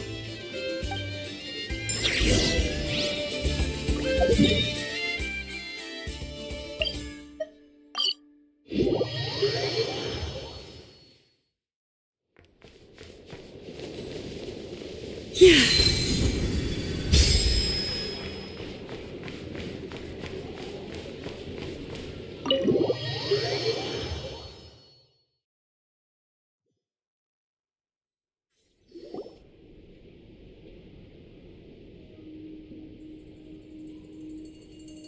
Well, this complicates things. Here I was hoping the trouble would start and end with you two. But no matter. This will all make for a very engaging story. I wouldn't be so flippant. This time it's one of yours causing trouble. I'm starting to wonder if all those agents we captured were just a distraction, so the real culprit could make their move. It's all still up in the air right now. What can you three tell us about Ashvapati? Uncle Ashvapati isn't our real uncle, but he is our guardian. He adopted us when we were little. He told us we all came from the same band of eremites in the desert, but apparently we're the only ones left. We've been traveling from place to place with him for as long as I can remember. We got to Nagcry not too long ago. Their eyes. What about them? I'm just reminded of something. About a decade ago, there was a band of eremites who, seemingly out of nowhere, gained technological capabilities far surpassing those of other groups. Leveraging that advantage, they built a number of highly advanced weapons and sold them to the highest bidder. The conflicts in the desert became even bloodier as a result. While the other groups were tearing each other to shreds, these newly minted arms traders stood by and reaped the spoils. But before long, their own weapons were turned against them. And as the flames of conflict engulfed the desert, the group met their end. None of the weapons survived, and so in the wake of that destruction, the status quo of the desert was restored. That's terrible. In the desert, it's kill or be killed. People will stop at nothing to gain the upper hand. If this happened in Fontaine or Liyue, I'm sure the perpetrators would have been prosecuted to the full extent of the law. But in the desert, no one bats an eye. From what they've told us, sounds like these kids are orphans from that particular band of eremites. Which means their guardian is likely one of the few survivors as well. Sounds like it. No! Uncle Ashwapati would never do something like that! No matter what happened back then, I know one thing for sure. Uncle Ashwapati hates weapons. Sure, he's good at building things, but all he does is make toys for us to play with. He can't be the kind of person you're making him out to be. Or... I'm sorry. All we can do is act upon the facts. So, what's our next move? From our interrogations, we've learned that in 2 days, the person behind all this has a meeting planned to collect the goods. If all goes well, we can head to the pickup point and ambush them. But if Ashwapati is part of this and the leader learns what happened, there's no chance he risks himself for his agents. So, that meeting might as well be moot. Then let's focus our efforts on Ashwapati for now. If we find him, he might just lead us to our culprit. If he stole the prototypes, there's bound to be a trail. I'm confident I can track him down. I just need some time. What can I do to help? I work best in the shadows. The more people involved, the harder it is to operate. As soon as I've got a location, though, he's all yours. You let me handle the search, and I'll let the special patrol handle the seizure. That does sound like the most feasible plan. I'll be waiting for the good news. Seizure? Hey, don't worry too much right now. The most important thing is that we find your uncle. The rest can wait. Okay. Looks like I'll need to enlist your services for a bit longer, traveler.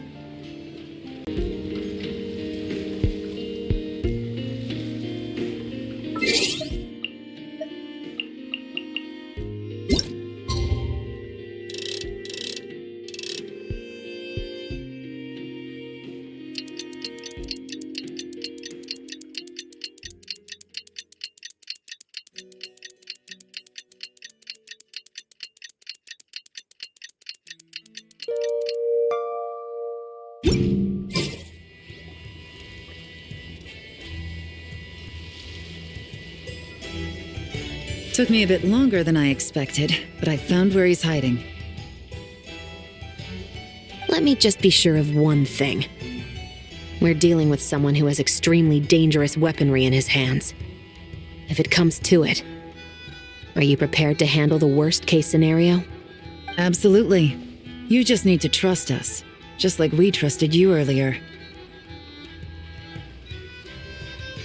Yeah, we've got this. My crew's already locked and loaded. I'll take you at your word. I know you said you wanted to keep this operation small, but I still thought you could use some backup. So, I chose a few promising young Spina members to help out. Clarence and I have got things covered at the expo. Yes, we're ready to roll then. Now that you're here, I guess we can get this show on the road. Wait! I'm sorry, you can't come with us. You need to stay at the expo like we agreed. It's for your own safety. We know. It's just... Do you really think Uncle Ashvapati is working for the bad guys? I wish I could answer that question, but it would just be speculation. And I work based off evidence. He's been gone for 2 days now, and he just left us here. He's never done that before. Maybe he really is working for those people and was afraid of getting caught. But if that's true, then that means he must have been involved in making and selling weapons in the past too. Wouldn't that make him a bad person? That's not for us to say. Take a look around the expo. There are plenty of other people making and selling weapons. Doesn't mean they're necessarily all bad people. Really? The same is true for your uncle. Whatever he may have done in the past, the real question we need to ask is why. There's a lot we need to know before we can judge a person. In Fontaine, we have a long and complicated process in place just to make sure we get the right answer to that question. Yeah. Why would Uncle Ashvapati do something like that? How about this? I'll make sure that Miss Chevras and Miss Yelan promise to bring your uncle back safe and sound. Then you can ask him yourselves. Thanks, miss.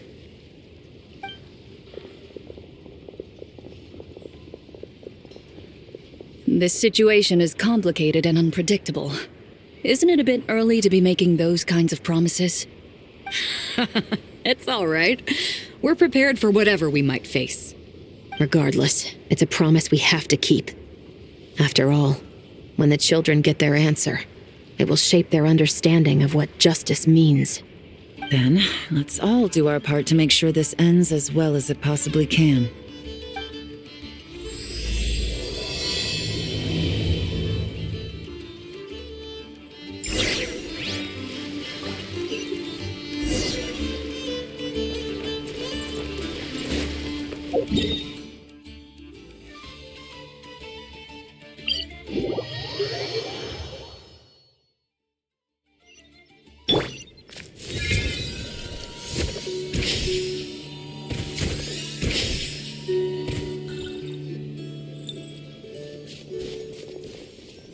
Stop right there! Where is he? We missed him. Looks like he left behind plenty of evidence, though. Search the area. Let's see if we can find a lead.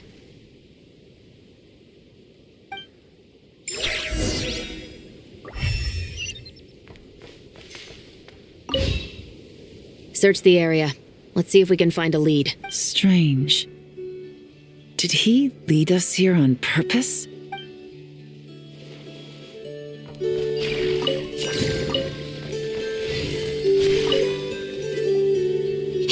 there's a letter here. Look at how it's positioned. It was begging to be found. I think it might be for us. You think he knew we would come here? If he did, he's a more impressive opponent than I anticipated.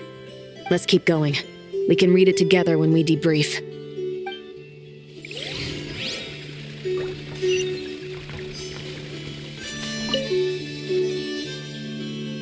These records look suspiciously familiar. Yeah. Doesn't seem very coincidental to me either. What is it? Remember when I said this group's cover was ironclad? They were always careful never to leave a trail leading back to them. The one time they slipped up, it broke the case wide open. We found a cargo manifest left behind at the scene. That's the clue that led us to Nodcry. It was a similar story on our end.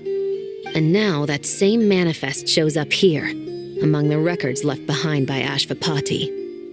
So, he's the guy that slipped up back then? Unless it wasn't a slip-up at all. How does the same clue get left behind at two separate scenes and picked up by two separate law enforcement agencies? Thinking back on it now, it doesn't seem quite so accidental after all. No. Almost like he led us here on purpose. But for what reason?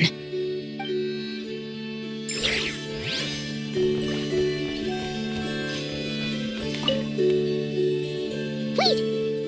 Is this what Paimon thinks it is? It's the display model that goes with the prototype. Guess that does make him our thief. What's worse is that, with his technical background, I bet he managed to bypass the security features on the prototype. You're saying our guy has a battle-ready ballista in his possession, just waiting to be unleashed? Oh, this isn't looking good. Something isn't adding up. All the evidence suggests that he was here alone.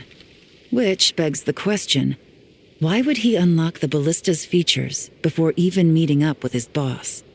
That's a question for another time. We need to focus on where he's going next. This situation seems more complicated than we imagined. It looks like Ashvapati does have a connection to our criminal gang, but it might not be what we thought at first. You don't think he's working for them? Unlikely. He lured us to Nodcry, prepared those weapons on his own, deliberately put us on his trail. This is looking more and more like the work of an independent actor. Well, if we want to get to the bottom of this, he's still our best lead. That would seem to be our last remaining clue. Let's do it.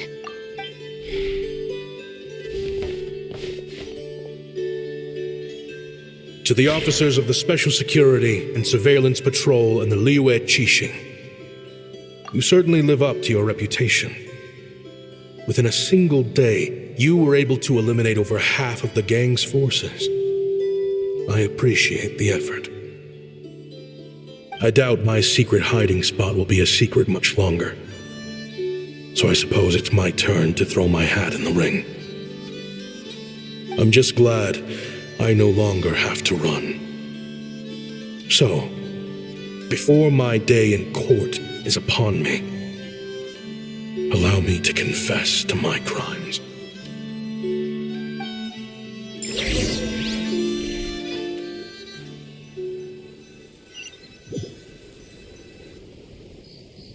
It all started with a Kashara War researcher, expelled from the academia for violating a taboo. He had dedicated his life to the pursuit of knowledge. But when he found himself in the desert, it wasn't even worth a pail of water to quench his thirst.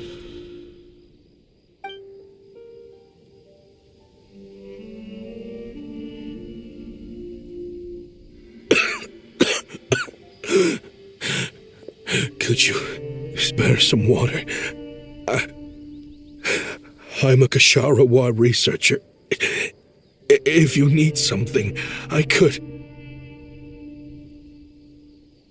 Researchers like you are a dime a dozen. Smart as a whip until you find yourself in the desert. Then, you're lucky to survive the night. Are you mocking me? No, son. Just still trying to figure out why I've got such a soft spot for strays like you. Here, give me your canteen.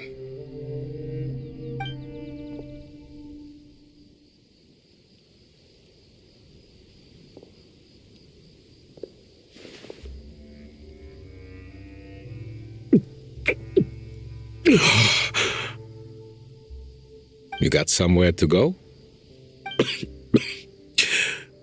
Not really. Thanks to this water, though.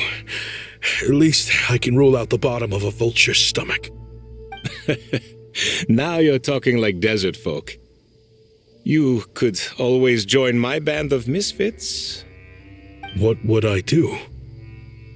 Gather food, guard our water source, just like everyone else I've taken in. Of course, if you have something you're good at, you're welcome to show it off.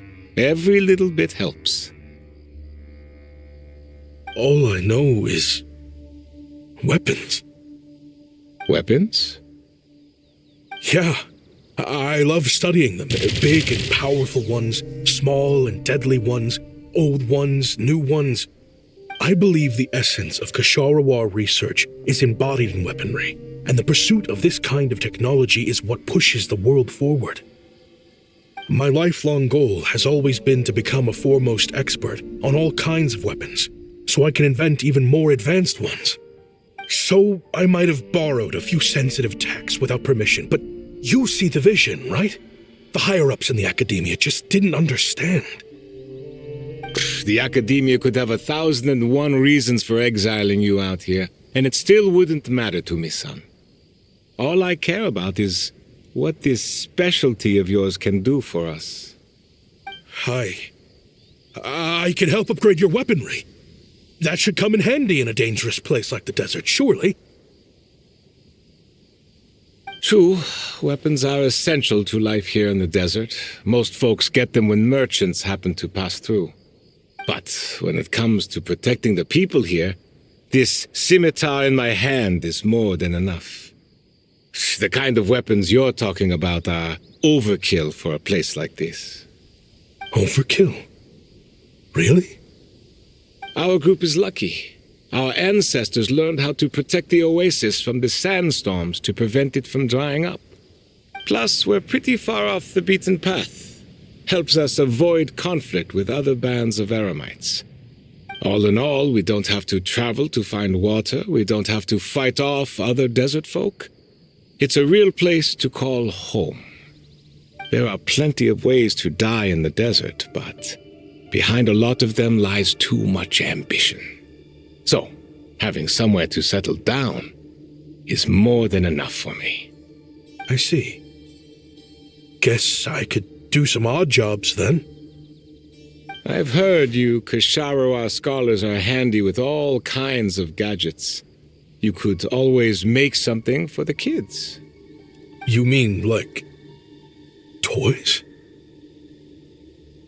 Yes, if you wouldn't mind. It'll give them something to do. Life can get boring out here. All right, then. And just like that, a Kshatriya scholar at the cutting edge of his field ended up in the desert, making toys for children. It got boring from time to time, but all in all, those days were quite pleasant.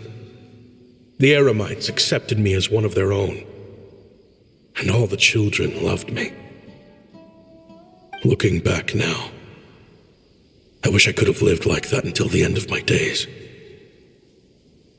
But then, those despicable people showed up, and it changed everything. Don't rush me. These materials are in short supply. Oh, they've got a lot of nerve showing their faces back here. Send the gem? It has been a while. Well, we have a right to this oasis, too. Our ancestors were part of the group that discovered it. You hated this place. After that giant sandstorm, when everyone else was trying to figure out how to help, you got out of Dodge the first chance you could get. Because I knew better than to be stubborn. Stay in one place too long around here, and it might just be your grave. You abandoned this place. If we'd done the same, the oasis wouldn't even exist anymore. You gave up your right to be here a long time ago. I heard they joined another band of eremites after leaving us, but got kicked out. I bet they're only crawling back to us now because they've got nowhere else to go. Chief, should we drive him off? I'd like to see you try. I'm warning you. You won't get rid of us that easily. Leave them be. This oasis has always been big enough to sustain more than one group of people. It's not worth spilling blood over. All that matters is keeping the people here safe. At the time, I didn't think much of it. Just Chaim Wazet being the kind-hearted man he always had been. And so, normal life continued, much unchanged. Well, mostly. You can take the scholar out of the academia, but putting your life's work behind you is easier said than done. I often found myself flipping through my collection of blueprints and sketches. The ruin drakes scattered around Sumeru were of particular interest to me. As far as I knew, no one had been able to analyze or reproduce the technology within those mechanisms. But I was able to design a kind of lure to bait them into attacking a specific target, in effect, turning them into a weapon. Somehow, the new arrivals at the oasis must have caught wind of it, because they soon started taking an interest in me. Hope you don't mind me asking, but is that a weapon you're researching? I do mind, actually. It's none of your business.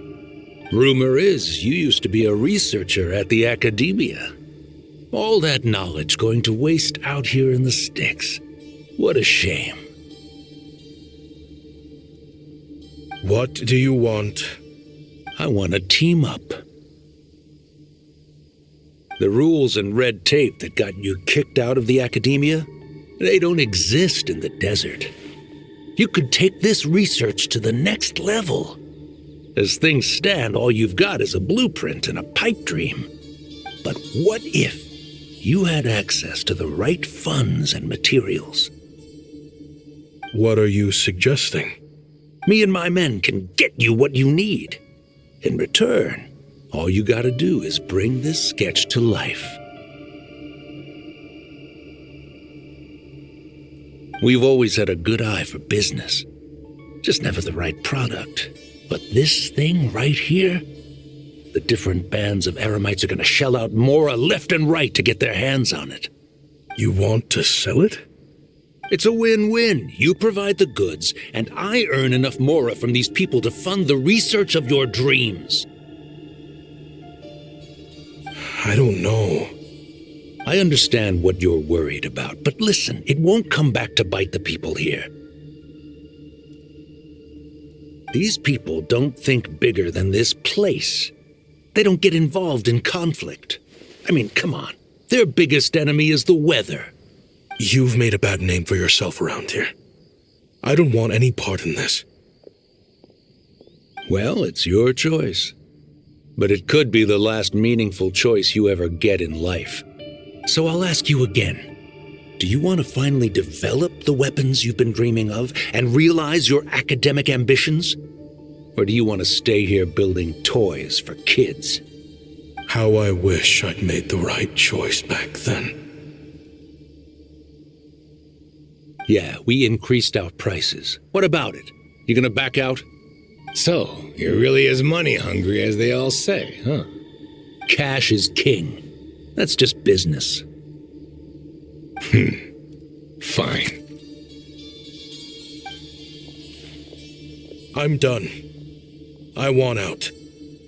What are you talking about? We're making bank here. I know what the weapons have been used for, and I refuse to be an accomplice to all this any longer. An accomplice? Listen, that's got nothing to do with us.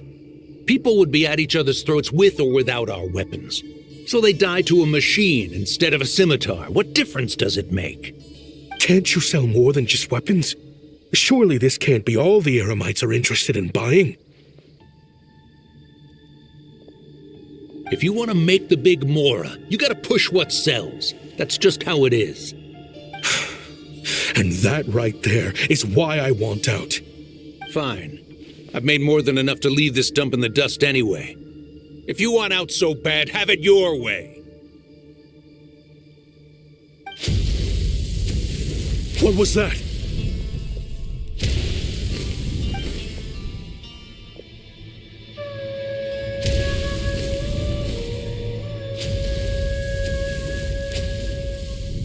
No.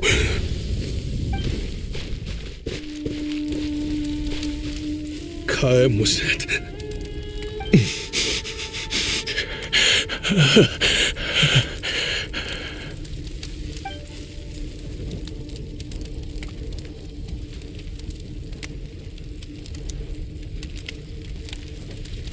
How did this happen? You won't find a tribe in this desert without enemies.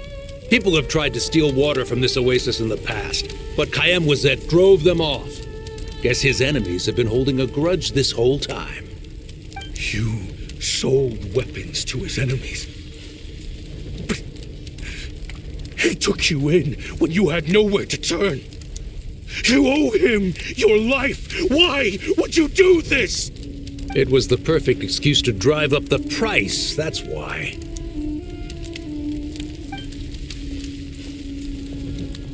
It was only later that I found out. This wasn't the first time Senegem and his men had turned around and stabbed their allies in the back. Let's just say there was a good reason they had nowhere else to turn back then. I didn't chase after them or try to hold them accountable.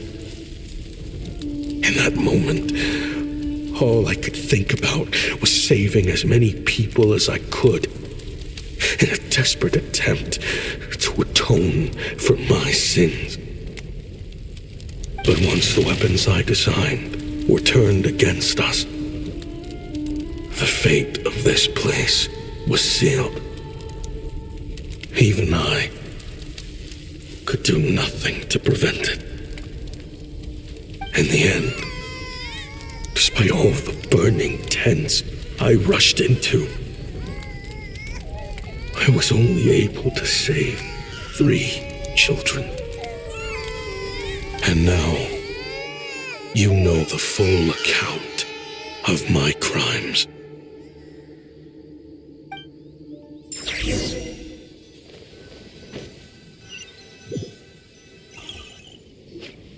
I've been raising them ever since, while attempting to hunt down the men who made them orphans in the first place.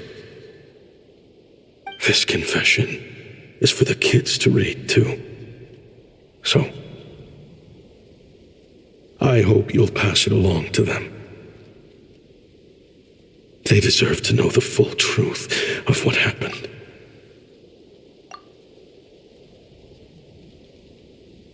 I know I'm in no position to make requests, but please, help them find loving parents to take them in. Back then, I failed to see this through to the end.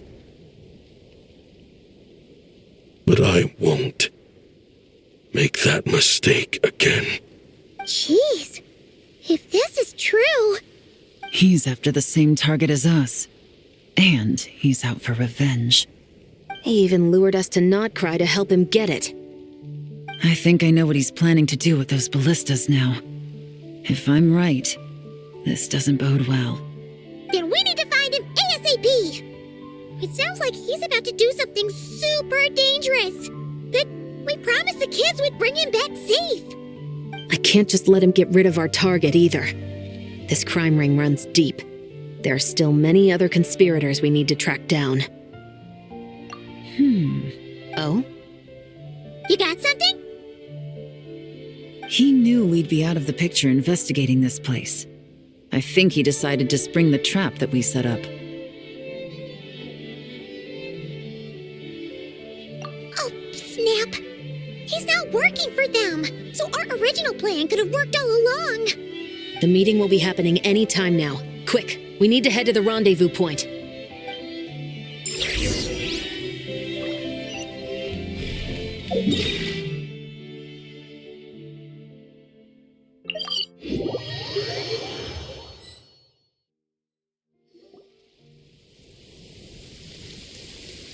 Ashvapati.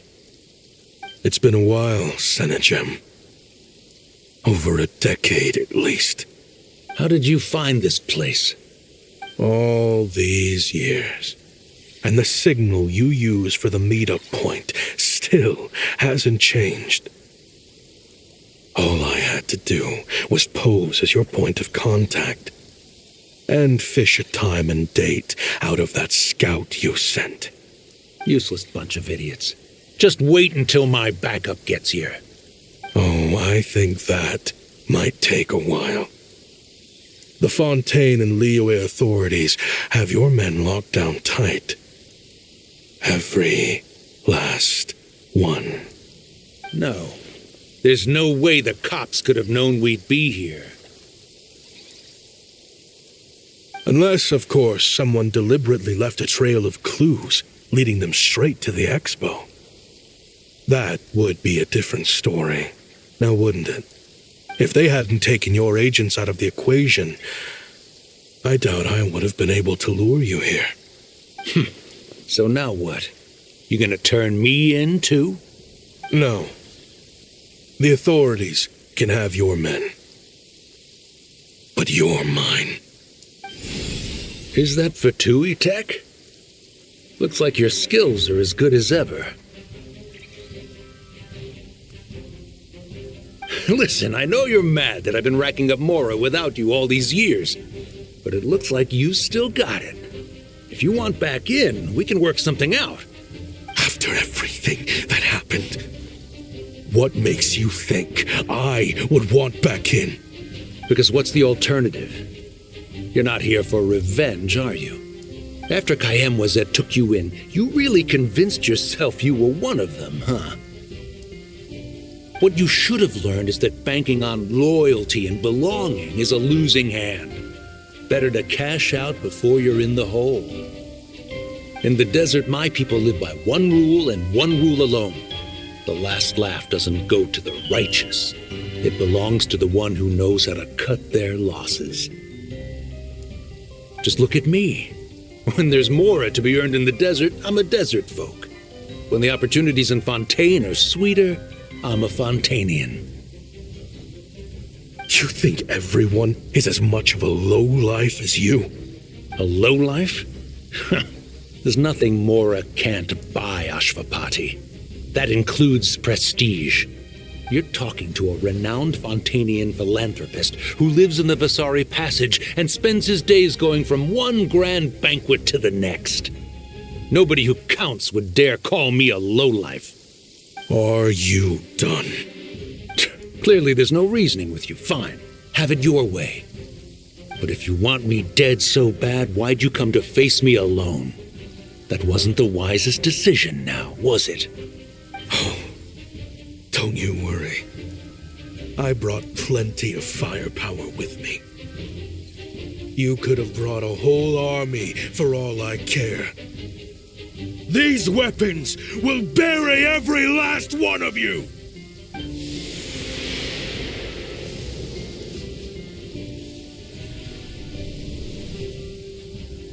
What the?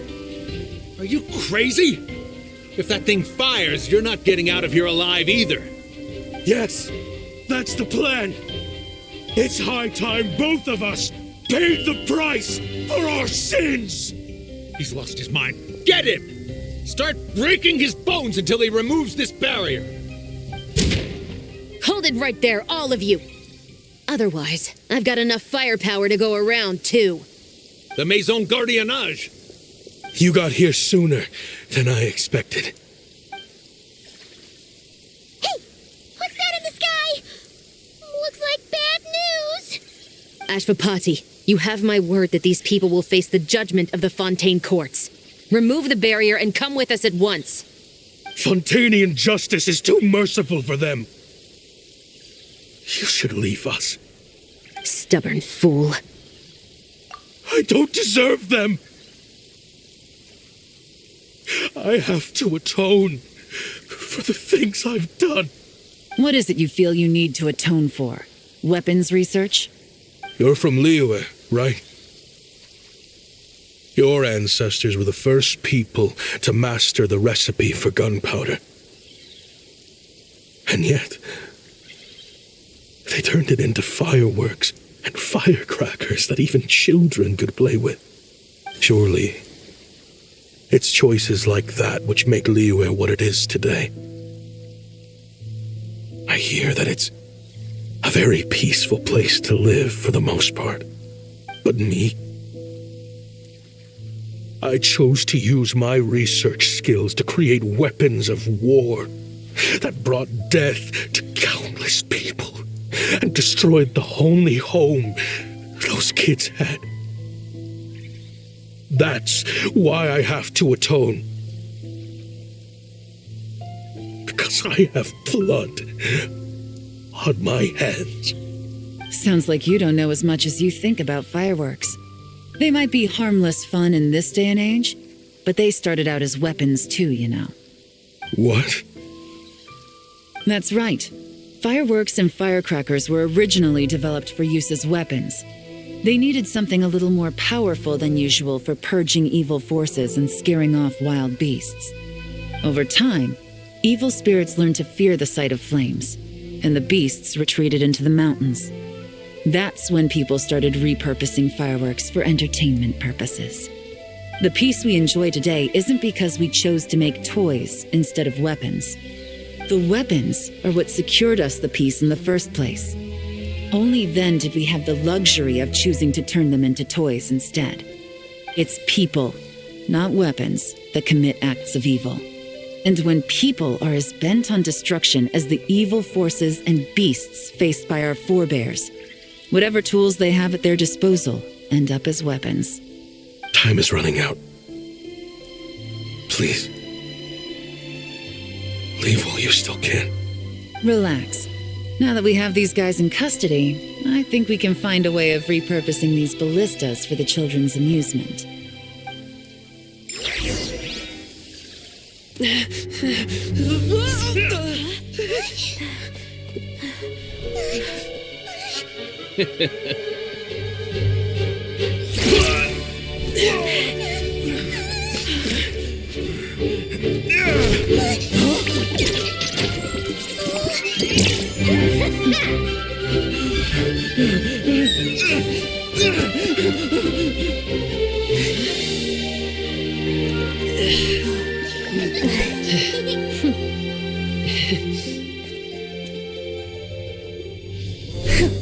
I knew they were looking for trouble, but they messed with the wrong manager.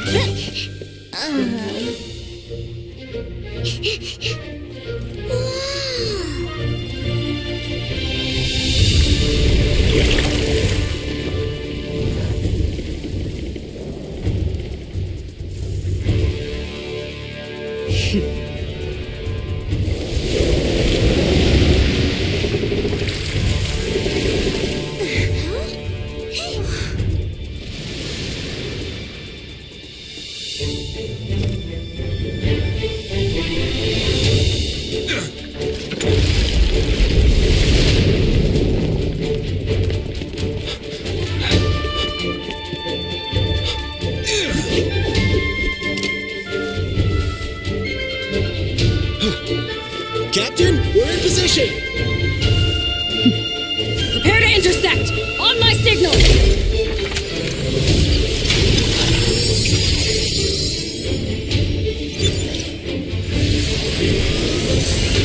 Fire!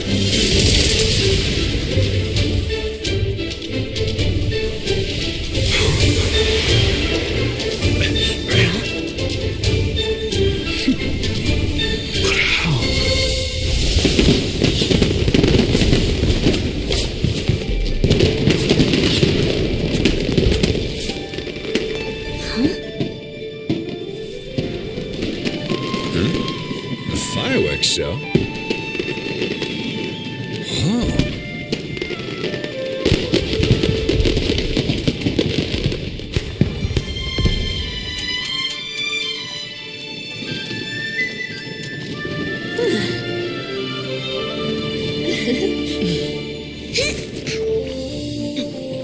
Recording mode on. Has this always been part of the show?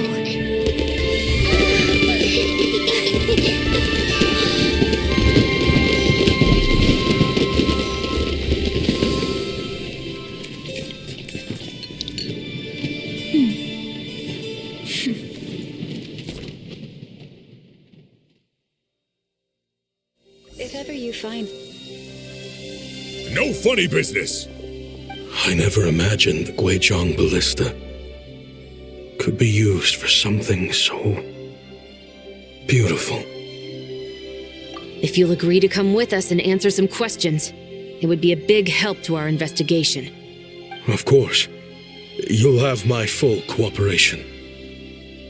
I know I'm guilty. Just not sure of the precise crime at this point.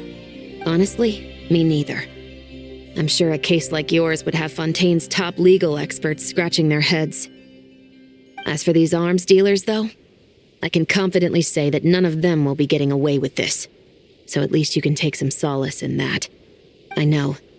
There's no sentence the court can give them that will satisfy you. But at least the trial will be a public declaration of their crimes and the punishment they will receive. The victims deserve that much, considering the alternative was them dying in obscurity to a revenge killing with no one left behind to tell the story. This looks more like real justice to me. I guess you're right.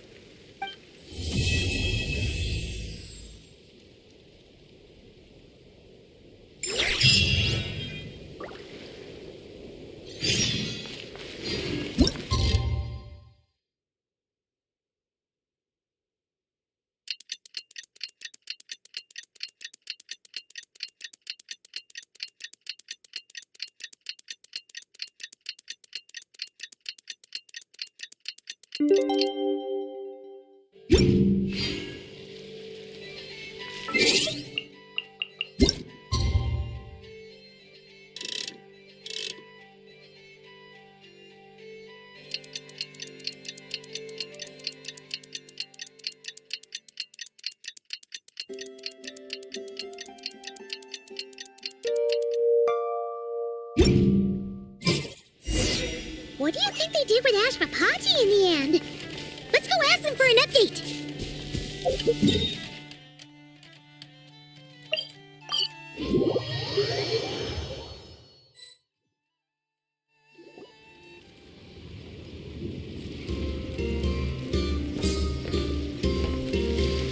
Great!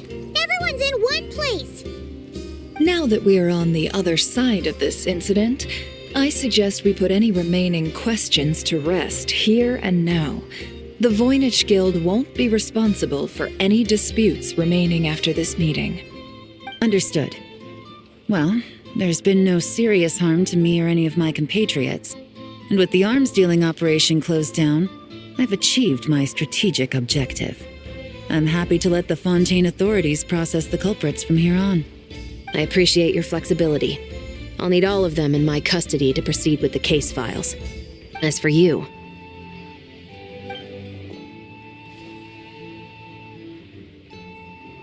Given your association with the Voynich Guild, I suspect the boss of the Curatorium might raise some objections if I insisted on bringing you into custody as well. Then what do you propose, Miss Chevreuse? While pursuing one of the suspects in this case, it was unfortunately necessary for me to destroy a certain signboard in Nasha Town. Is that an official confession, officer? What I'm suggesting is that I don't file charges against Ashvapati. He stays here, and in return, you don't seek damages for the signboard. Sound fair? Deal. Huh. That went surprisingly smoothly. Paimon figured it was gonna be a whole ordeal. Uncle Ashvapati, we... They told us the whole story. Everything you've done. Even so, we still want you as our uncle. But If you'd been less trusting of the promises these men made to you back then, and left some weapons for your own people to defend themselves with, maybe things would have turned out differently. The way I see it, your crime wasn't the weapons research itself. It was failing to use that knowledge sensibly, to protect the ones you cared about. Yeah. You're absolutely right. Well then, what are you waiting for?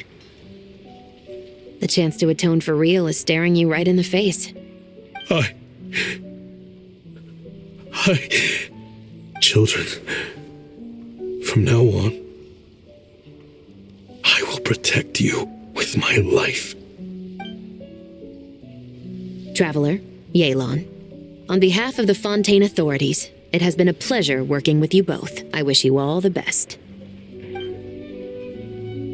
I have plenty of other business to attend to, so it's probably about time I got going as well. See ya. Looks like you're a free man. I guess, but Even if they won't arrest me, I still have a lot to answer for.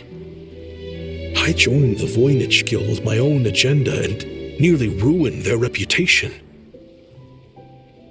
Are you really gonna let me get away with that? After you joined us, it didn't take me long to find out that you'd lied about nearly everything. Everything except your desert origins. That turned out to be true. I actually consider the desert my home too, so I was interested to learn who the real Ashvapati was. Thanks to the Traveler, I now know the full story. And my, what a story it is. Granted, the final chapter caused us a fair amount of trouble. But hey, sometimes that's the price you pay for a good ending. Are you serious? I mean, obviously I can't let you stay in the guild. Not after all the rules you broke. I completely understand. I'd recommend that you take these kids back to the desert. Why? The desert has been plagued by seemingly endless conflict since as far back as I can remember. But your story offers a glimpse of a different way of life. Maybe there really is hope for peace in the desert. The Sumeru of today is a different world than what it once was. With Lesser Lord Kusanali at the helm, who knows where the possibilities end? Maybe you could rebuild the home these kids once knew. I'm flattered, really. But that was a lifetime ago. I'm sure the sandstorms will have buried any last trace of that oasis by now. Sure, we could put up a few tents and call it a settlement. But what then? It would be a brutally harsh existence. There's no way around it. Where there's Mora, there's always a way. Hello, my dear customer. Why don't you discuss your needs with me? If you can dream it, you can buy it. So Mora is the answer, huh? All right. Say I wanted to buy a hometown for these children. You telling me I can buy that from you? Don't take her so literally. She's just doing her sales pitch. Sure can. Huh? Ta-da! I present to you one magical gemstone created by none other than the renowned mage Alice herself. Simply plant it in the ground and a spring will instantly start growing. Before long, you'll have yourself a fully fledged oasis. And the best part is, it's designed to work flawlessly, even in the most arid and sandiest of deserts. What the? Huh. Looks genuine to me. Goodness. They always say you can find everything at the Nodcry Trade Expo. Turns out it's more than just marketing hyperbole. Still, surely a treasure like this must cost the world. As much as I'd love to buy it, I don't think I'm the kind of clientele you're looking for. Actually, this could be your lucky day. The mage who tasked me with selling this insisted on setting the price herself, and she priced it as whatever keeps the kids happy. Needless to say, I could have found far more lucrative options. But alas, none of them would be worth breaking a promise to a mage over. Whatever keeps the kids happy? So what is that in Mora? Good question. I got it! How about I charge you whatever you three kids earned at the expo? Then you can say you bought back your hometown through nothing but your own hard work. I think that would keep the kids very happy indeed. Wouldn't you agree? Deal! Hooray! Well, this was a strange turn of events.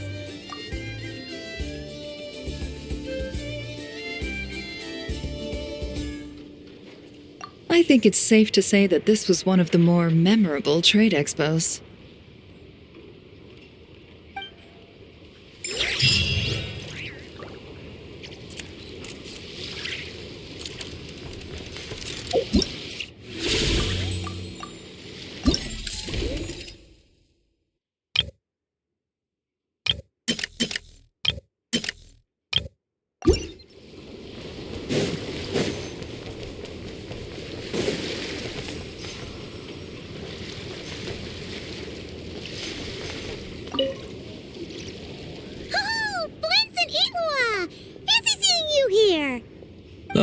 Traveler, Paimon, how do you do?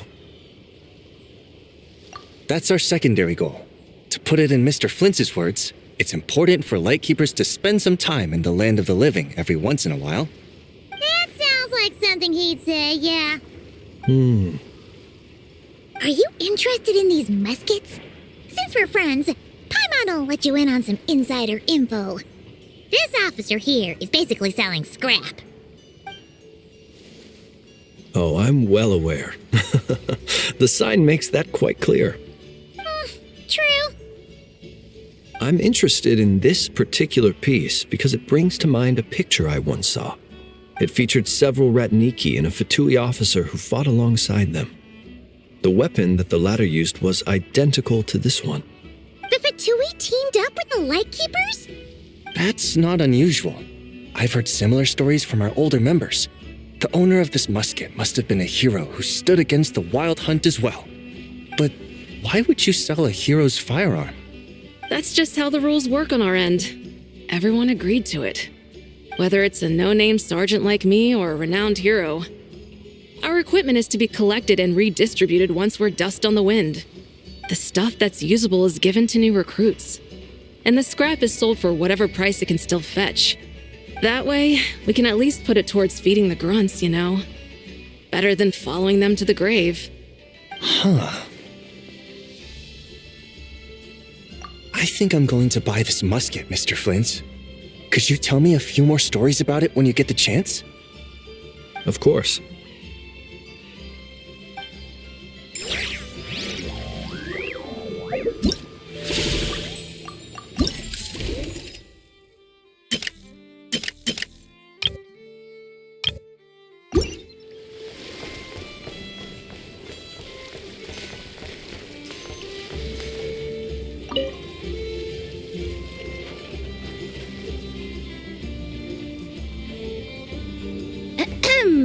So what's the situation in need of mediation?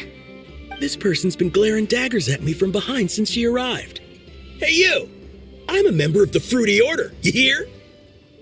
What a coincidence. So am I. Wait, really? I first encountered the humor and intelligence of trendy Zaytun Peach in the New Tide anthology. Then I heard the legend of intrepid Valberry while I was in the Fortress of Meripede. The more I heard about your order, the more it drew me in. I've been searching for so long, but I was never able to find an actual member. So when I heard that the Nodcry Trade Expo was being held again, I applied under your name. And now, I finally get to meet you. It's those idiots. Stirring up trouble again, huh? So what I'm getting is that this guy's an imposter? Our orders won the expo rights several years in a row, so we announced that we were backing out of the running this year to avoid conflict. Then, this guy had to come along. A few of the other groups were looking to duke it out, so imagine their anger when someone claiming to be one of ours snatched the expo rights again. Well, no one's made any trouble for me. Wait. Does that mean you've taken them all out already? Man, I knew it! The Fruity Order's as good as they say. Can I join? We can't make trouble at the expo. Voynich Guild rules. Once it's all over, meet me at the harbor in Nasha Town. I see. All right, I'll be there. Does he not realize what's going on here? Also, considering our smooth collaborations thus far, a word of advice for the guild. This guy has only been able to keep his head in his booth because the Fruity Order took care of any rival factions. But if there's one thing the treasure hoarders have in spades, it's sore losers. Since our order has proven untouchable so far, they're sure to find easier targets to vent their frustration on. So look after those kids. Huh. So this guy has been responsible for more than one conflict so far.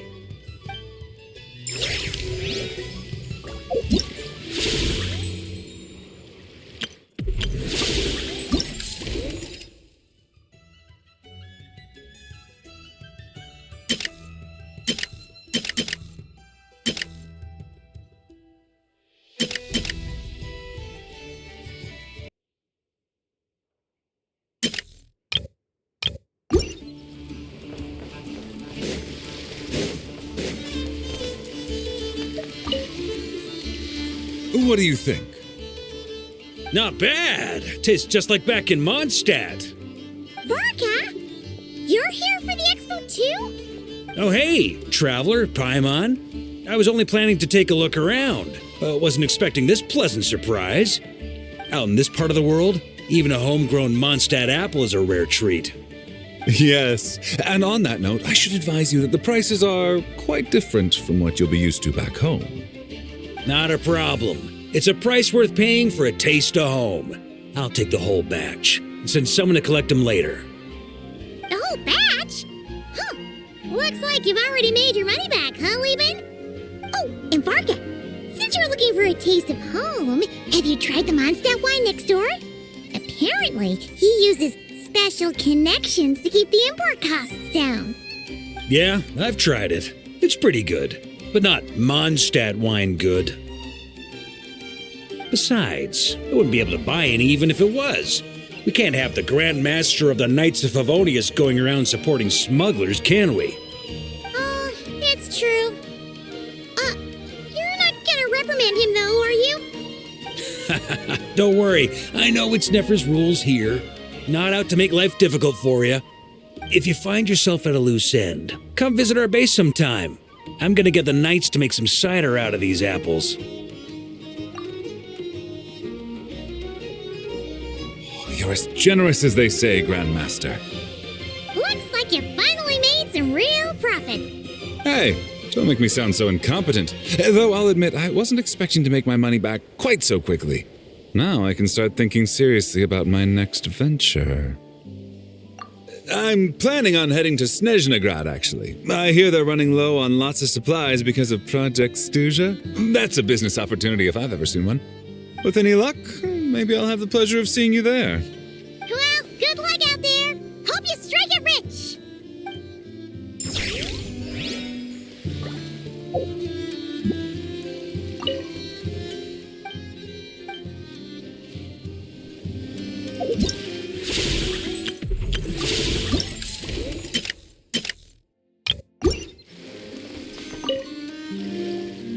I can't believe you came all this way to investigate me.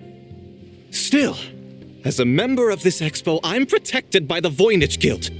There's nothing you can do to stop me. I know. That's why I'll be taking this up with them directly. It's been a while. What brings you here this time? Are you representing the Dawn Winery, or are you here as Owl? Take your pick. Even Owl would take issue with people smuggling the winery's products. I understand, but please be assured that I would never pit the rules of the Voynich Guild against the interests of the Dawn Winery. Our long-standing collaboration is far too valuable to me for that. No faction exists in Nodcry that can impose their will on everyone else. The rules we have now are a result of the tug-of-war between them all. In any case, I only allowed this gentleman to sell his so-called Dawn Winery vintage here because I'm confident that it poses no threat to our collaboration.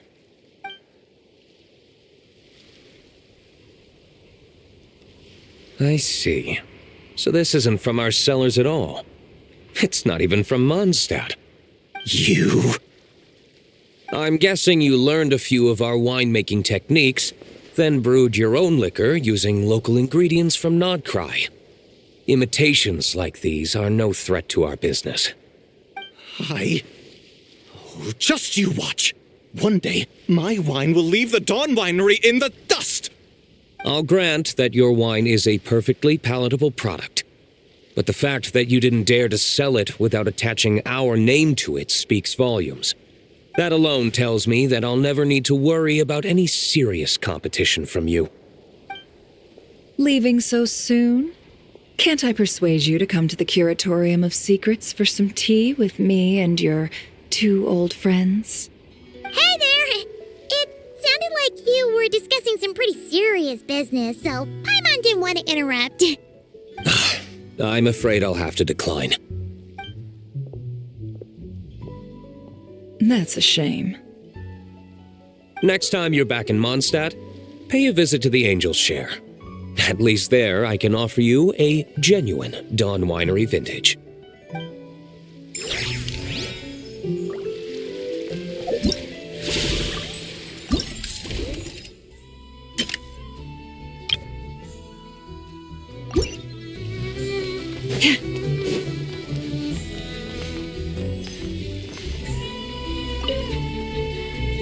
See, Lolly, I've been told that the merchants here are all protected by the organizers. I'm afraid confronting him myself will be more trouble than it's worth. Do I have to do everything myself? Oh, please, Granny Eatsley, have mercy! Chaska! Say, Lolly! What are you... It's a long story. Basically, a few members of the Flower Feather clan brought word from Nodcry that someone was selling Wyob fragments at this expo. Pretty serious stuff. So I brought Seat Lolly here to get to the bottom of it, and hopefully keep things under control. Oh. Okay, well, as it turns out, we've been tasked with mediating any disputes like this. Are you intending to try and stop me? Look, I'm not trying to be difficult, but you don't need me to tell you that our Wyob are not for sale. Wait a second.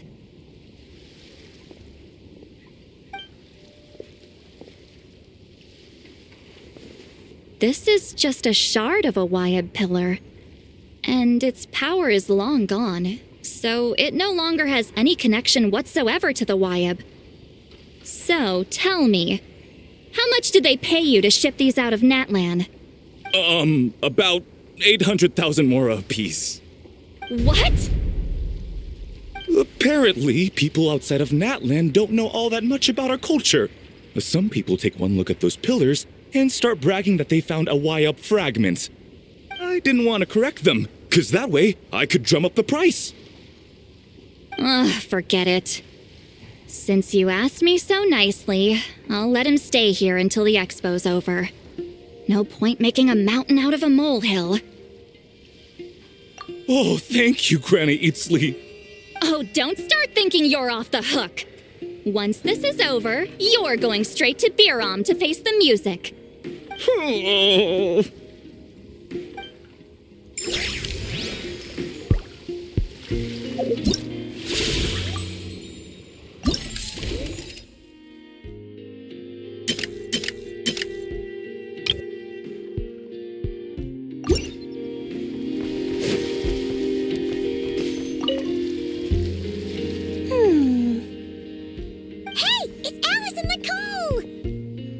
Why, hello, Traveler and Paimon. Oh, quite the opposite. I'm her supplier. Nicole came up with a delightful new pricing method recently, which I've asked dear Dory to try out. We're here today to see how it's all going. What sort of pricing method is that? Curious? Well, allow me to explain.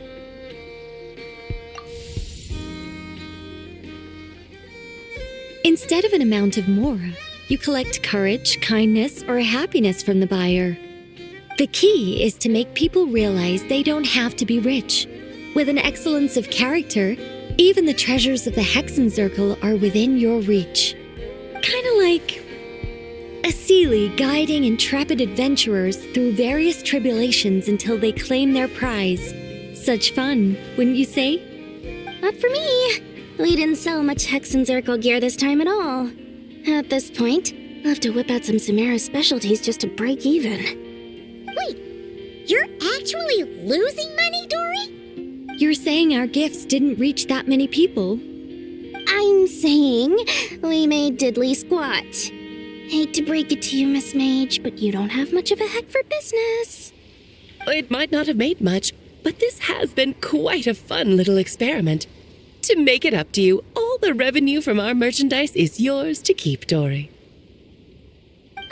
Oh, they don't call you a great mage for nothing, Miss Alice.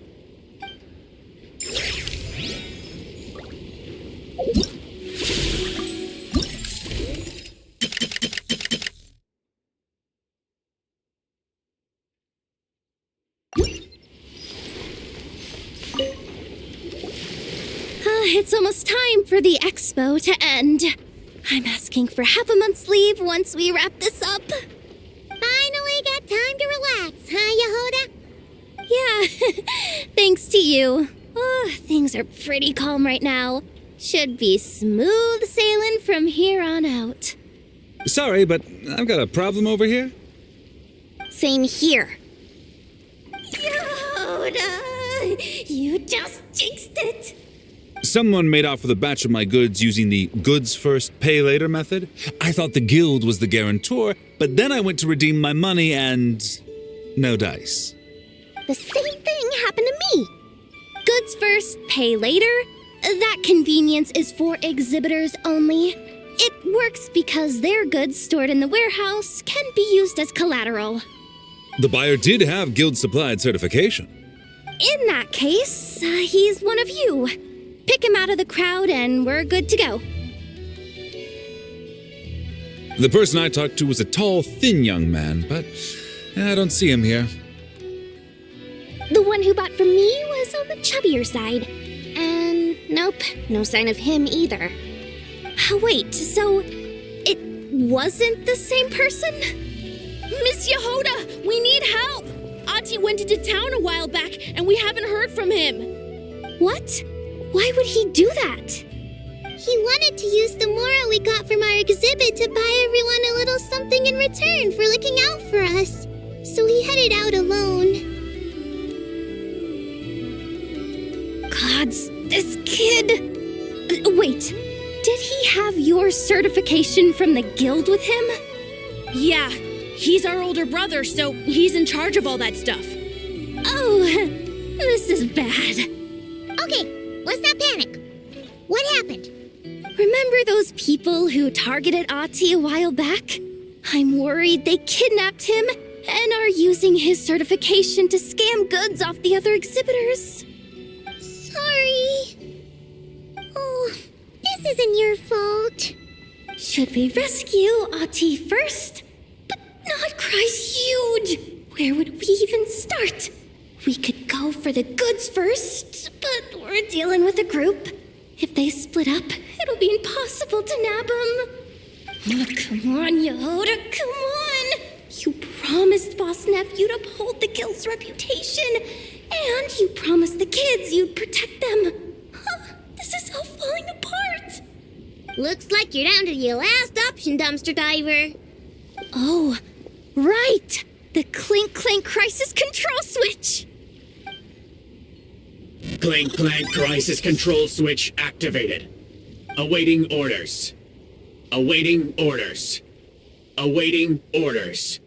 Whoa!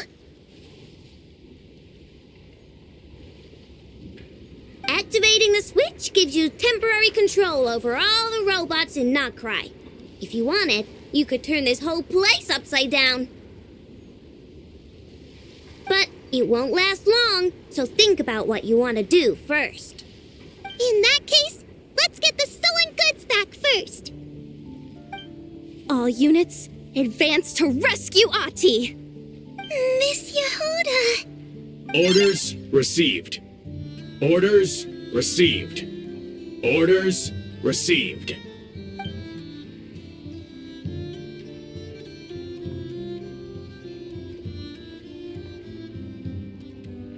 Ati! You're all right! Sorry. I made you all worry.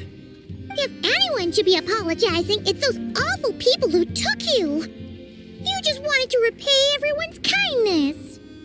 They stole my expo certificate. Did that cause trouble for anyone? Let's just focus on one thing at a time. Inventory complete. All goods have been retrieved. See? Told ya. With the Clink Clank Crisis Control Switch, there's no problem in Nodcry you can't handle. With so many bots around, we didn't have to choose between the rescue and getting the goods back. We were able to do both. I know. These kids call me boss, and as their boss, it's my job to protect them. No way I'm letting them get in trouble with the guild. Thanks, boss. I know who's a great person to have on your side, huh?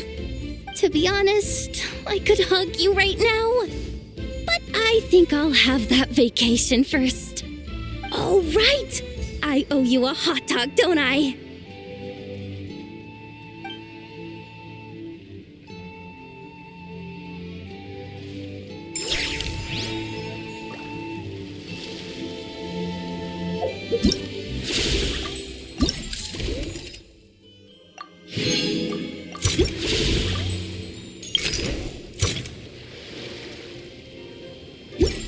Have you decided where you will go from here? If not, why not find a patch of soft grass? You poor lost lamb.